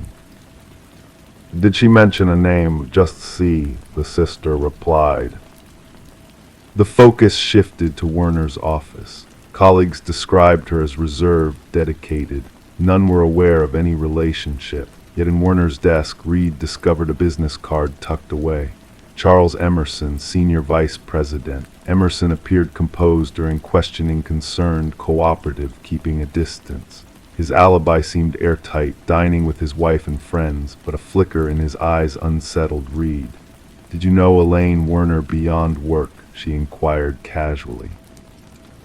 A fleeting expression crossed Emerson's face, only professionally. Forensics matched partial prints from Werner's handbag to Emerson. His facade crumbled when confronted.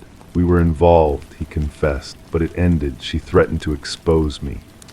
Enough to kill her, Reed probed. Emerson's demeanor hardened. I never set foot in that motel, yet records revealed otherwise. A corporate card transaction for the adjacent room. A hidden camera in the neighboring wall vent, fibers from his suit on the victim, his DNA on a glass. In the interrogation room, Emerson finally broke. They were jeopardizing everything, he whispered. My reputation, my marriage, my life. The trial was swift, captivating. 3 families sought closure as justice unfolded in the stark courtroom. Emerson remained stoic, devoid of remorse, a facade he donned even in his downfall. Life imprisonment was his sentence. As he was led away, Reed caught his gaze. Briefly, she glimpsed a void behind his eyes, not compassion, but its absence.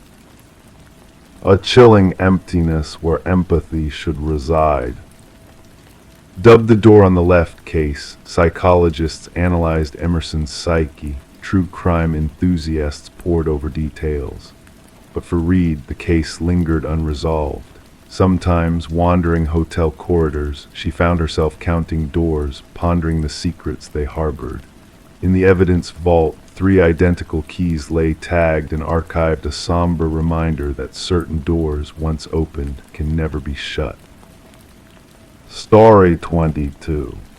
The quaint costume shop on the verge of closure was in the midst of a clearance sale, bidding farewell to its old inventory. Amidst the dimly lit aisles, a woman discovered a peculiar mask tucked away on a dusty shelf. Its delicate features held an unsettling, lifelike quality that seemed to stir something deep within her. As she approached the counter to make her purchase, the cashier hesitated, a shadow of unease crossing his face. "That's not ours," he muttered under his breath, his eyes flickering with a hint of fear. Perplexed, the woman checked for a tag, only to find none attached to the mysterious mask. With a nonchalant shrug, she decided to take it home, unaware of the eerie presence she was inviting into her life. That fateful night, the woman, known as Catherine Reed, was abruptly awakened by a soft, almost imperceptible sound, a whisper of fabric shifting in the darkness. Her heart quickened as she scanned the room, her gaze settling on the nightstand. There, bathed in the pale moonlight filtering through the curtains, sat the mask she had purchased earlier, now turned towards her with an unsettling intensity. A shiver ran down her spine, a sense of foreboding creeping into her thoughts. The following morning, Catherine's neighbor made a grim discovery. The front door of her house stood ajar, inviting in the gentle morning light that illuminated the otherwise somber interior. Expecting a routine book return, the neighbor instead stumbled upon a scene that would forever haunt the minds of those who bore witness. Catherine Reed lay lifeless on her bedroom floor, the enigmatic mask nowhere to be found, adding a layer of mystery to an already perplexing tragedy. Detective Morgan arrived at the scene, her presence a beacon of authority amidst the palpable air of unease. As forensics meticulously documented the room, the rhythmic clicks of the shutters served as a haunting backdrop to the whispered exchanges among the investigators. "No signs of forced entry," noted one officer, his pen hovering over the notepad as he recorded his observations. The detective's keen eyes swept across the room, absorbing every detail with a practiced precision. A partially open drawer, a lipstick-stained water glass, mundane yet somehow significant in the silent narrative of Catherine's final moments. The medical examiner, a figure of solemnity, bent over the body, his expression grave as he conducted his initial examination. "Cause of death unclear at first glance," he murmured, his voice a solemn echo in the room. "No outward signs of trauma, no indications of a struggle." He gestured towards Catherine's face, frozen in a mask of terror. "The fear etched into her features is unmistakable," he added, his words hanging heavy in the air. The detective knelt beside the lifeless form, her voice barely above a whisper as she voiced her chilling realization. Something terrified her to the point of death, she mused, her mind already piecing together fragments of a puzzle that seemed to defy logic and reason. Catherine Reed, known in her circles as an astute art appraiser with an unerring eye for authenticity, led a quiet life punctuated by her passion for her work. Colleagues spoke of her with reverence, praising her meticulous nature and her uncanny ability to discern the genuine from the counterfeit. She had a gift for spotting inconsistencies, remarked her boss during the investigative interviews, a note of sadness tinging his voice. Intrigued by the enigmatic circumstances surrounding Catherine's demise, the detective delved deeper into the case, uncovering a trail of unsettling revelations. Security footage from the now-deserted costume shop unveiled a perplexing interaction between the cashier and the mysterious mask. The cashier's perplexed reaction, coupled with the owner's disavowal of the mask's origins, added another layer of intrigue to an already baffling mystery. A visit to the shop owner shed light on the mask's ominous provenance. Fidgeting nervously, the owner recounted how the mask had surfaced during a clearance sale, its origins shrouded in mystery. "It appeared out of nowhere, not part of our inventory," he confessed, his voice tinged with a hint of trepidation. Pressed for further details, he reluctantly shared stories of inexplicable occurrences tied to items acquired from the estate sale of a deceased collector, hinting at a dark undercurrent that seemed to permeate the mask's history.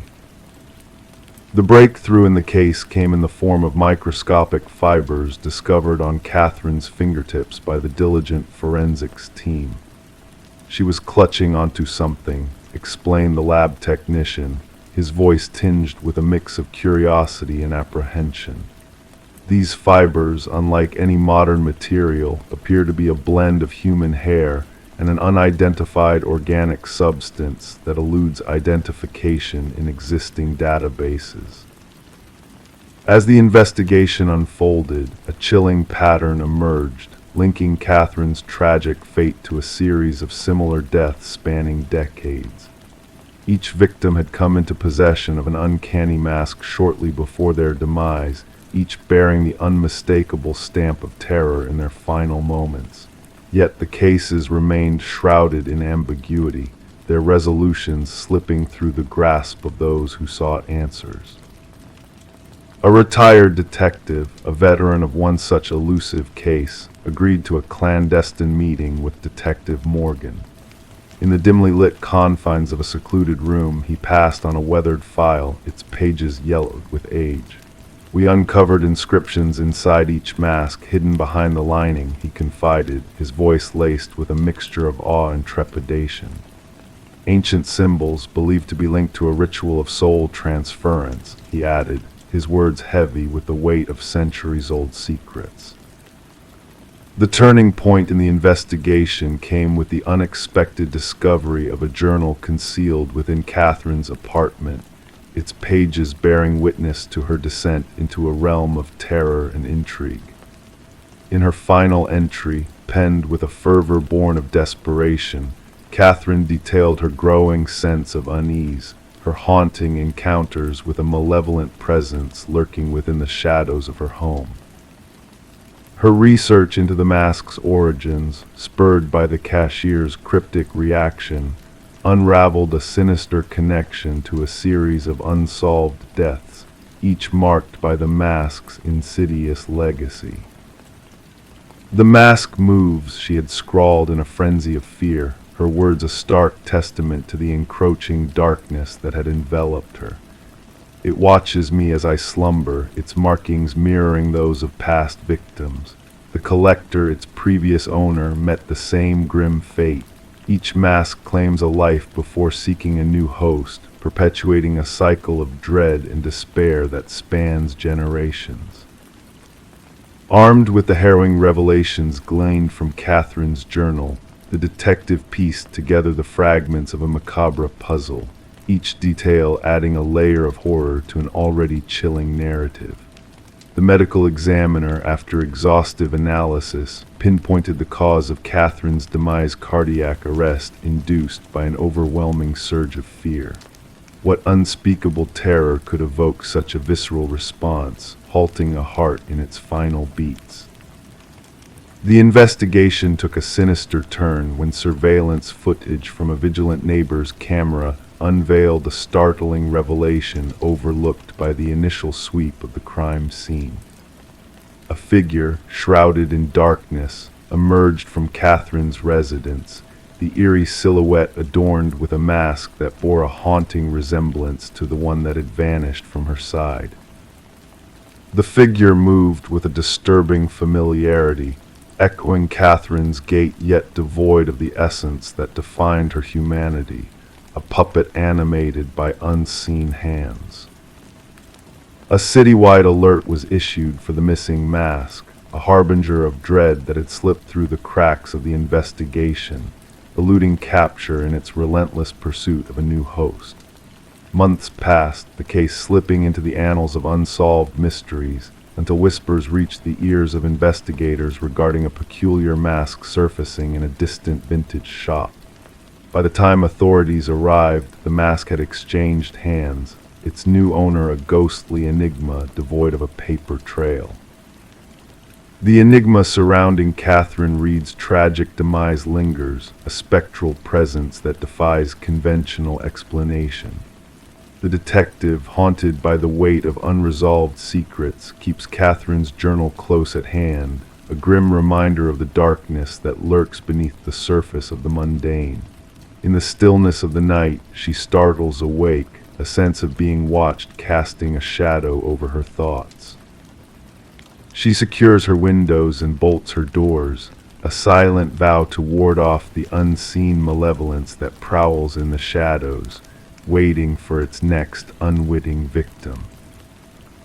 The mask, a vessel of ancient malice, bides its time in the shadows, a silent sentinel awaiting the moment of its resurgence.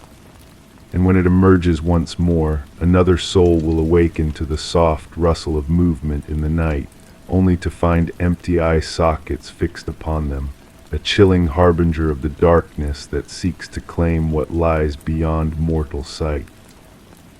Story 23. They stumbled upon it in the attic, concealed beneath a worn-out blanket. A porcelain doll, fragile and aged, with its vivid blue eyes painted wide open, never blinking. Sarah and Michael, a young couple, had never laid eyes on it before. They dismissed it with a chuckle, a mere forgotten relic. Yet that night, as they settled under the covers, a sense of unease crept in. The air seemed denser, the silence lingering. And come morning, the doll had vanished from the attic, now perched at the foot of their bed. Sarah and Michael had been captivated by the Victorian house they acquired at an auction, all enchanted by its intricate woodwork and enigmatic allure, despite whispers of its troubled past. Little did they know they were about to become entwined in its history. Detective Rachel Winters was summoned on a crisp autumn day. The female victim had been found in the master bedroom, her body contorted in an unnatural stance, limbs bent at precise angles, eyes wide with terror etched on her face. Her male counterpart was discovered in the hallway, seemingly in a desperate bid to flee. The scene was pristine, no forced entry, no signs of a struggle beyond the final moments. "The positioning is intentional," Detective Winters murmured, her voice barely above a whisper as she recorded her observations. The female victim seemed staged, like a doll plucked from a display. The investigation commenced with detailed interviews of neighbors. An elderly lady recalled glimpsing a shadow flitting behind an upstairs window during the couple's work hours. Another spoke of hearing childlike laughter emanating from the vacant house in the dead of night.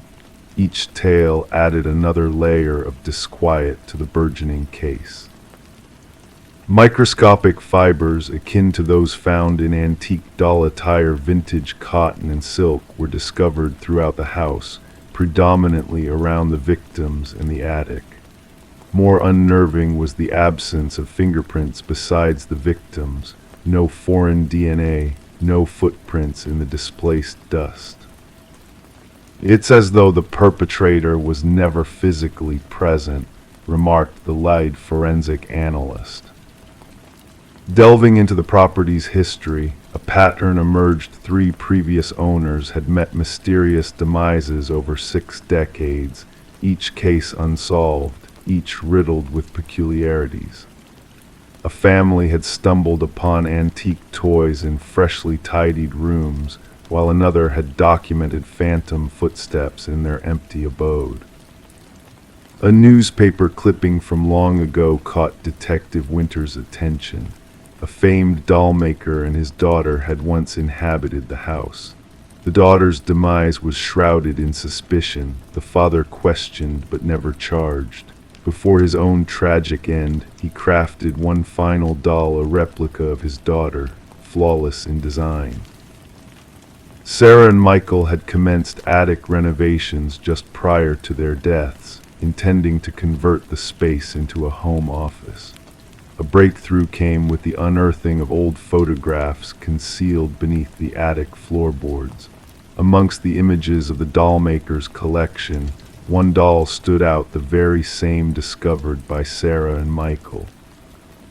Infrared scans unveiled chilling evidence: minuscule handprints, invisible to the naked eye, trailing from the attic to the master bedroom, alongside an enigmatic residue of porcelain dust mingled with unidentifiable organic matter. A distant relative of the dollmaker revealed esoteric family lore. Rumors abounded of the dollmaker infusing his creations with unconventional materials and techniques, purportedly incorporating human elements to breathe life into them. She spoke of rituals performed to bind spirits to objects, secrets gleaned from foreign travels. The investigation hit a standstill post-revelation. No suspects, no plausible explanations. The case lingered, growing cold. Detective Winters, opting to retain the doll as evidence, secured it in a locked cabinet at the station. The following morning, her office was discovered ajar, the cabinet empty. Detective Winters sat at her desk, bewildered, with no recollection of the night prior. The security footage showed naught but static during the unaccounted hours. The house was auctioned once more, its dark past driving down its value despite its architectural grandeur. The new owners found the attic devoid of all save for a neatly folded, tattered blanket in the corner. The doll remained elusive, and Sarah and Michael's deaths joined the roster of unsolved cases whispered about in the precinct. Detective Winters retired prematurely, citing personal motives. On her final day, she retrieved a photograph of the dollmaker and his collection from her personal files, sealing it in an envelope marked "Never Open," safeguarding it away. The new owners reported no disturbances, choosing to leave the attic undisturbed. Yet on tranquil nights, neighbors swore to glimpses of a faint shadow behind the attic window, coupled with the soft laughter of a child drifting in the air. Story 24. In a realm of quiet streets and tranquil mornings, a mysterious parcel appeared on Sarah Miller's doorstep. No return address adorned the box, no tracking number to trace its origin. Just a simple cardboard container kissed by the morning dew. It wasn't intended for her. The name, Daniel Whitaker, a stranger in her world. She hesitated, a fleeting moment of uncertainty clouding her thoughts. To ignore it would have been simple, to leave it where it lay undisturbed. But curiosity, that insatiable whisper in the dark, beckoned her closer. With gentle hands, she peeled back the tape, expecting mundane contents nestled within. Instead, a relic of the past greeted her curious gaze, a lone VHS tape, a accompanied by a solitary sticky note bearing only two words: "Watch alone." Sarah found herself holding the weight of the world in her hands, the plastic cassette seeming heavier than mere memories. Her fingertips traced the familiar edges, the worn casing a map of forgotten stories. The note, hastily written, bore the imprint of urgency, as if the sender's message could not wait. The world outside her home carried on its daily rhythm, unaware of the enigma now resting in her possession. Braving the unknown, Sarah brought the package inside, placing it on her kitchen counter with cautious reverence. The incongruity of the situation gnawed at her thoughts. Daniel Whittaker, no one she knew, no one she had ever heard of. The previous occupants of her home, the Johnsons, their memory fading like echoes in the wind. Yet a pull, a whisper of destiny urged her on as she glanced at the relic of bygone days, the VCR, a relic of nostalgia in simpler times. Against the protests of reason, she inserted the tape, the screen crackling to life with static before revealing a dimly lit room, a solitary figure seated in shadows. "My name is Daniel Whittaker," his voice a haunting melody in the stillness. "If you're watching this, they have found you, and they will find me as well." His words pierced the silence, revealing a tale of innocence lost to shadows. The room, sparse and transient, bore witness to a man on the run, a man framed by unseen hands for a crime he did not commit. The truth, a fragile thread in a tapestry of lies. Detective Eliza Ramirez found herself entangled in a web of deceit, the tapes a cryptic puzzle with no clear solution. Daniel Whittaker, a ghost in the machine, a suspect in a murder that bore the mark of conspiracy. The case, once straightforward, now twisted and convoluted, like a labyrinth with no end in sight. As Ramirez delved deeper, a revelation unfurled the victim, Catherine Walsh, a whistleblower against a pharmaceutical giant, a woman silenced for seeking the truth. The pieces of the puzzle, once scattered, began to align, painting a portrait of corruption and greed. The tape, a beacon in the darkness, a plea for justice in a world shrouded in shadows. Sarah Miller's world shifted with the arrival of a second package, a trove of secrets hidden in plain sight. Documents, evidence of a cover-up, a conspiracy that spanned beyond the confines of her quiet neighborhood. The truth, a fragile flame in the storm, flickering with the promise of redemption. With each revelation, Ramirez and Sarah unraveled the threads of deception, following the breadcrumbs left by a man wronged by fate. The truth, a blade cutting through the darkness, exposing the tendrils of a conspiracy that reached far and wide. In the end, justice prevailed, not with a bang but with a whisper. The guilty unmasked, their deeds laid bare for all to see. Daniel Whittaker emerged from the shadows, a survivor of a storm that threatened to consume him. Sarah, a witness to the unraveling of lies, stood by his side, a silent testament to the power of truth in a world of shadows.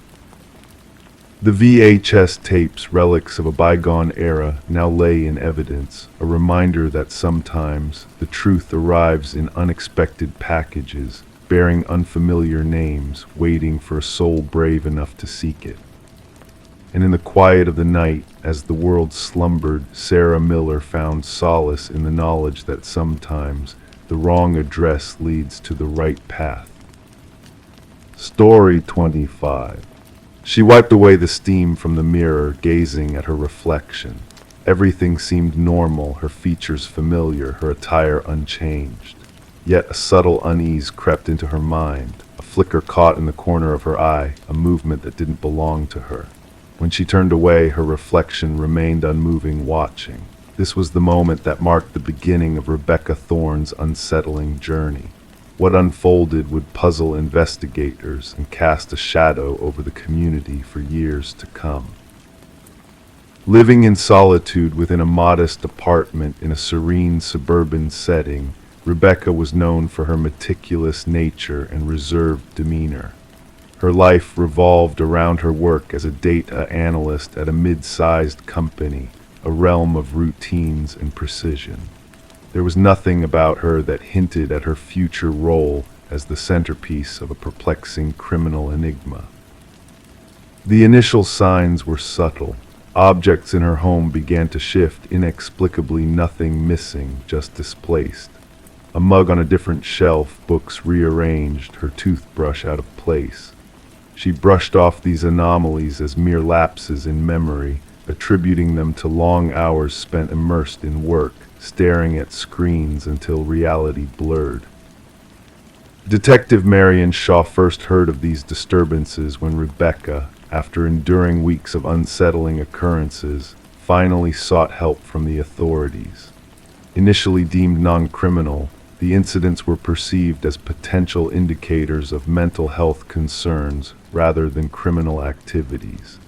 Shaw noted the complaint but placed it among the stack of lower priority cases, lacking tangible evidence of wrongdoing.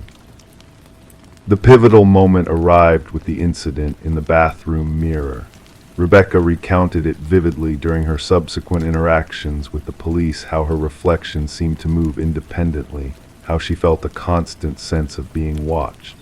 This time she presented proof, footage from a security camera she had installed, aimed at her front door. The footage revealed a chilling reality that sent shivers down even the most seasoned officers' spines.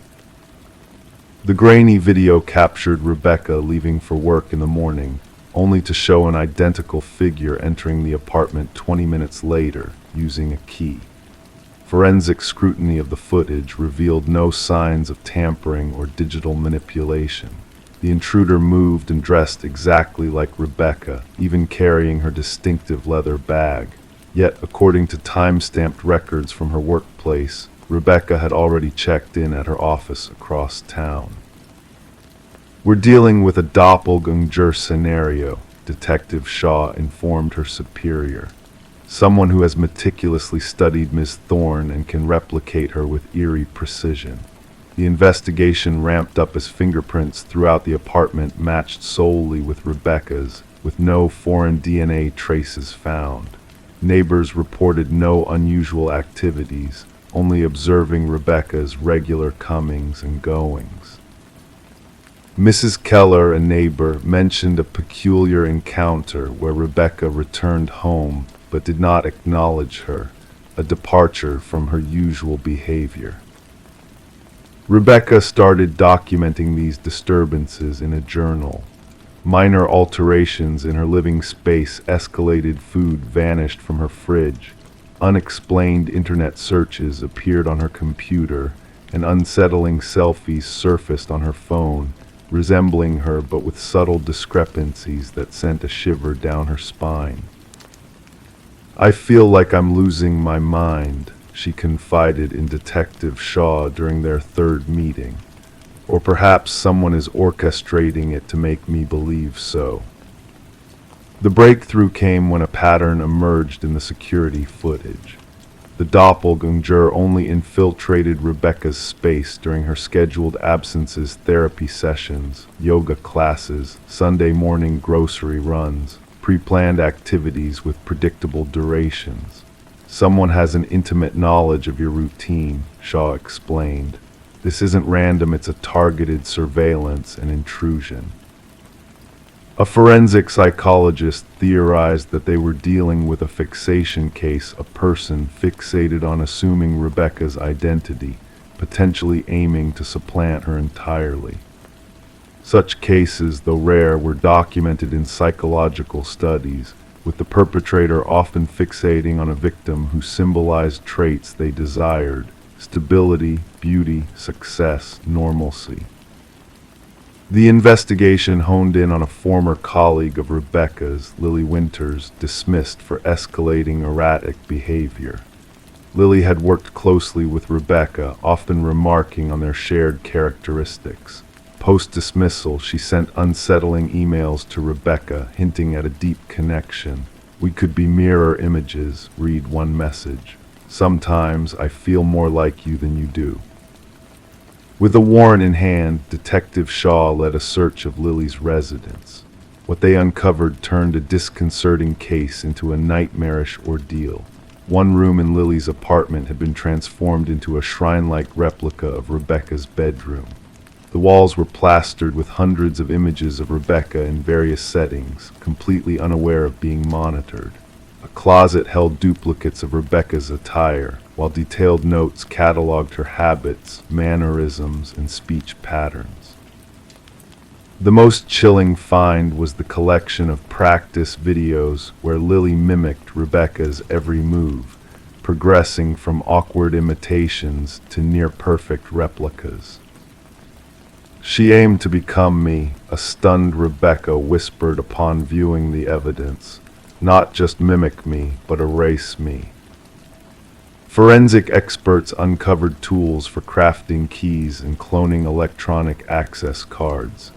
Lily had meticulously tracked Rebecca's movements, maintaining a calendar predicting her every move. Yet Lily's ultimate motive remained a mystery. Journals found in her residence contained cryptic entries, fluctuating between first and third person, blurring the lines between herself and Rebecca. The final entry sent a chill down investigators' spines. "Soon, only one of us will remain the stronger one." When authorities moved to apprehend Lily, she had vanished without a trace. Her abrupt departure left behind a disheveled apartment, signaling a swift exit. A nationwide manhunt ensued, while Rebecca was relocated to a secure haven under constant surveillance. Every aspect of her former life was monitored for weeks, yet Lily never resurfaced. The case took a chilling turn when a security guard at Rebecca's former workplace reported an anomaly. Despite being under protective custody, Rebecca was spotted entering the building. Surveillance footage confirmed the impossible: a perfect doppelganger of Rebecca had accessed the premises using a valid ID, rifled through her desk, and pored over her files before leaving. The realization dawned on the investigators: Lily hadn't fled, she had struck. Living as Rebecca, she seamlessly slipped into her victim's life while the real Rebecca remained concealed. The case remains open, with Lily Winters at large and Rebecca Thorne forging a new existence in secrecy. Detective Shaw, haunted by the case, keeps a photograph on her desk. Two women eerily similar in appearance. One is Rebecca Thorne, the other Lily Winters. She scrutinizes their features, searching for the nuances that set them apart. The most chilling aspect, Shaw imparts to new recruits, is not the resemblance itself, but the desire to become someone else so intensely that the imitator erases their own identity in the process. Our identity is not just what we show, it's what we safeguard fervently, only realizing its true worth when it's under threat of theft. Story 26. The dwelling had sat abandoned for an age. Whispers from the neighbors spoke of a time when the young woman vanished and silence took residence in the house. Yet as new occupants crossed the threshold, they encountered a room shrouded in mystery. The bedroom's door stood locked, a barrier to the unknown. With effort, they breached the barrier, unveiling a realm frozen in time. The air within was thick with neglect, a testament to solitude. But amidst the stillness, something stirred unease in their hearts. The bed was immaculately made, the mirror devoid of blemish. A lone candle stood as a sentinel, its essence drained to a mere memory, its wax a frozen cascade of sorrow. Upon the desk lay a notebook, its pages adorned with fresh ink. Detective Morgan delved into the chronicles while forensic experts combed the chamber for traces of the past. The script belonged to Elise Winters, a name etched in the annals of disappearance, a tale of a life interrupted. Her penmanship danced gracefully on the pages, a reflection of order disrupted only by the final passage. "I know he's watching me tonight," the ink whispered.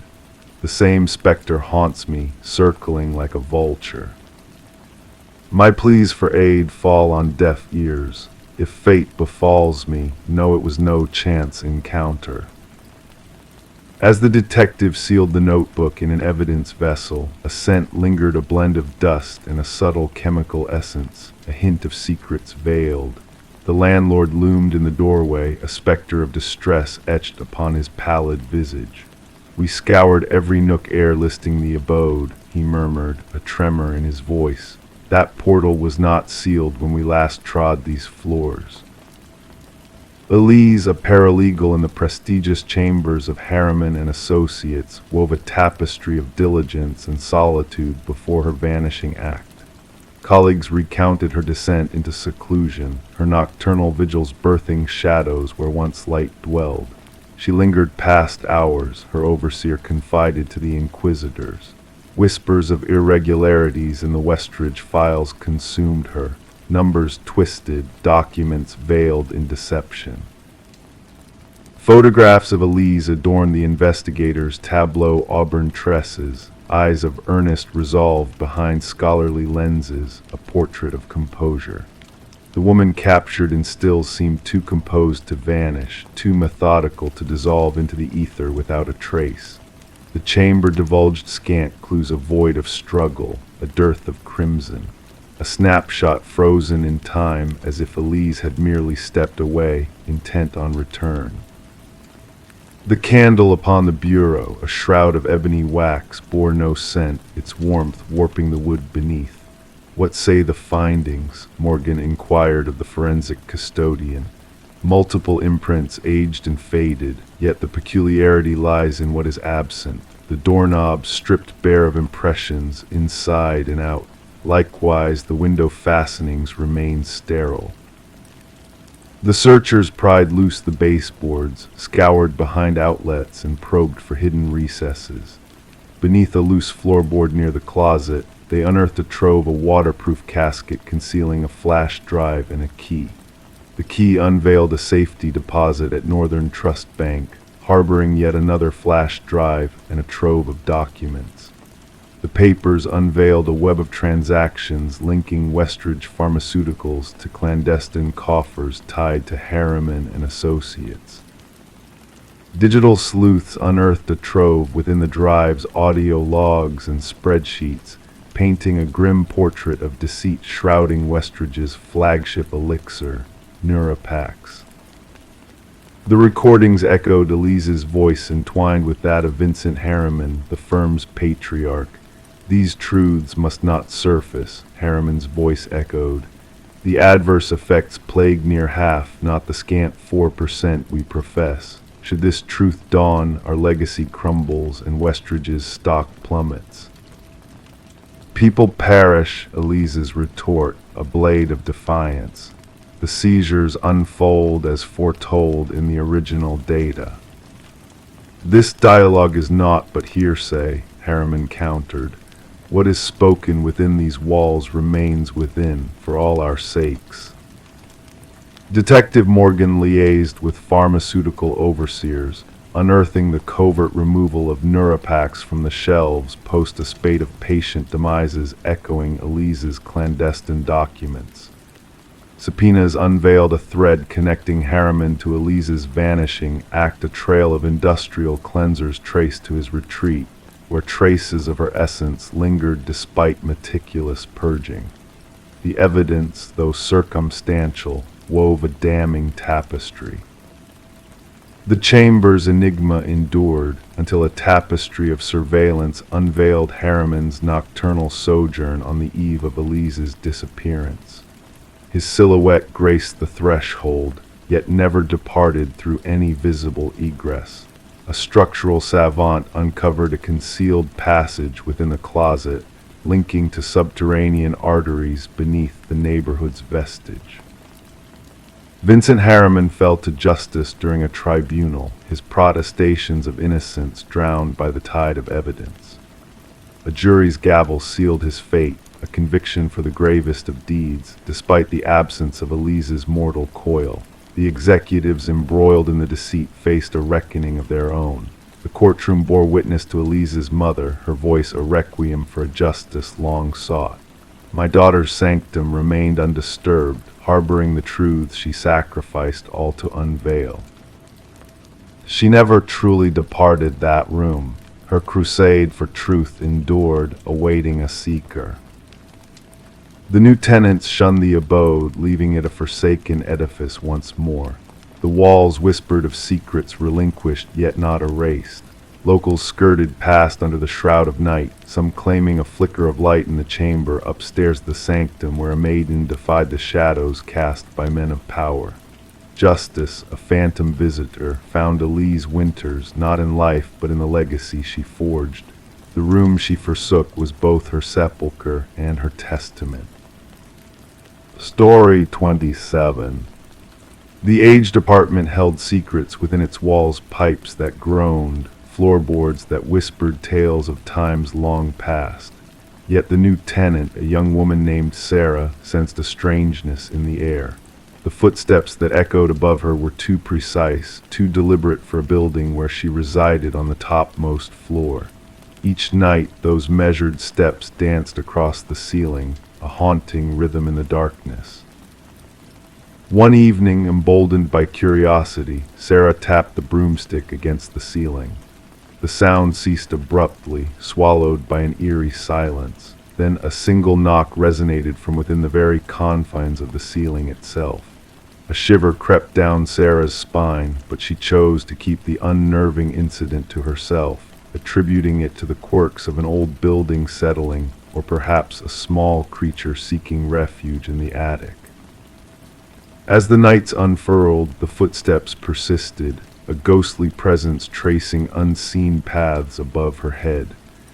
Sarah adapted, raising the volume of her television, donning headphones at night, anything to drown out the haunting footfalls that lingered in the shadows.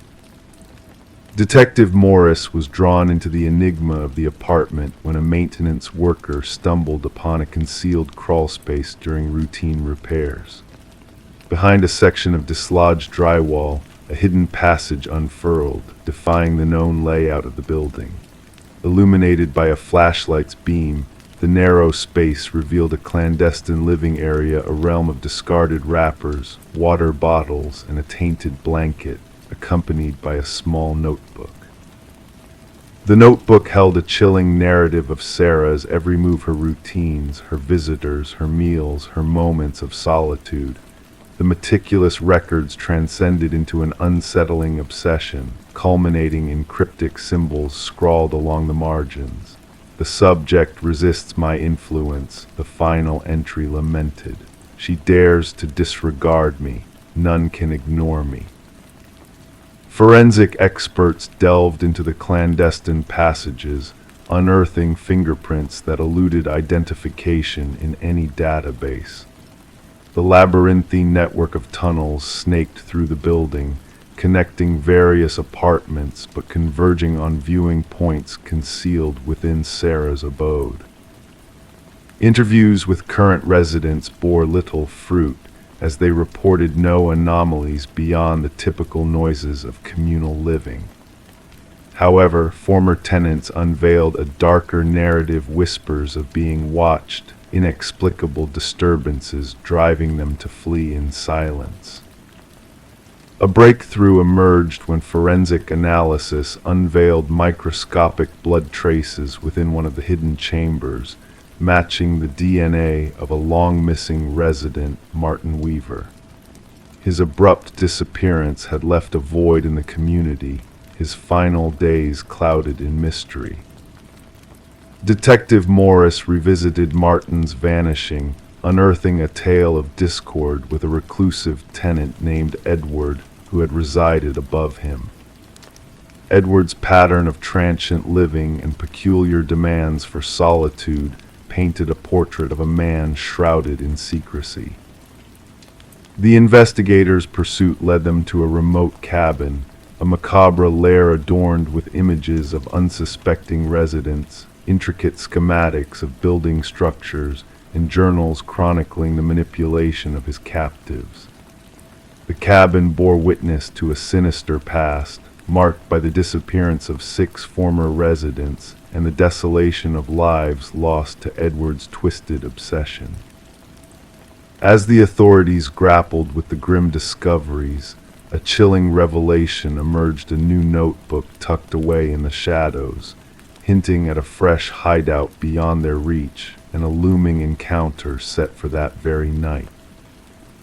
The race to locate Sarah intensified, but the apartment stood silent and abandoned, a ghostly reminder of a presence that had slipped through their grasp. The eerie message etched upon the mirror, urging her to look up, hinted at a fate veiled in uncertainty.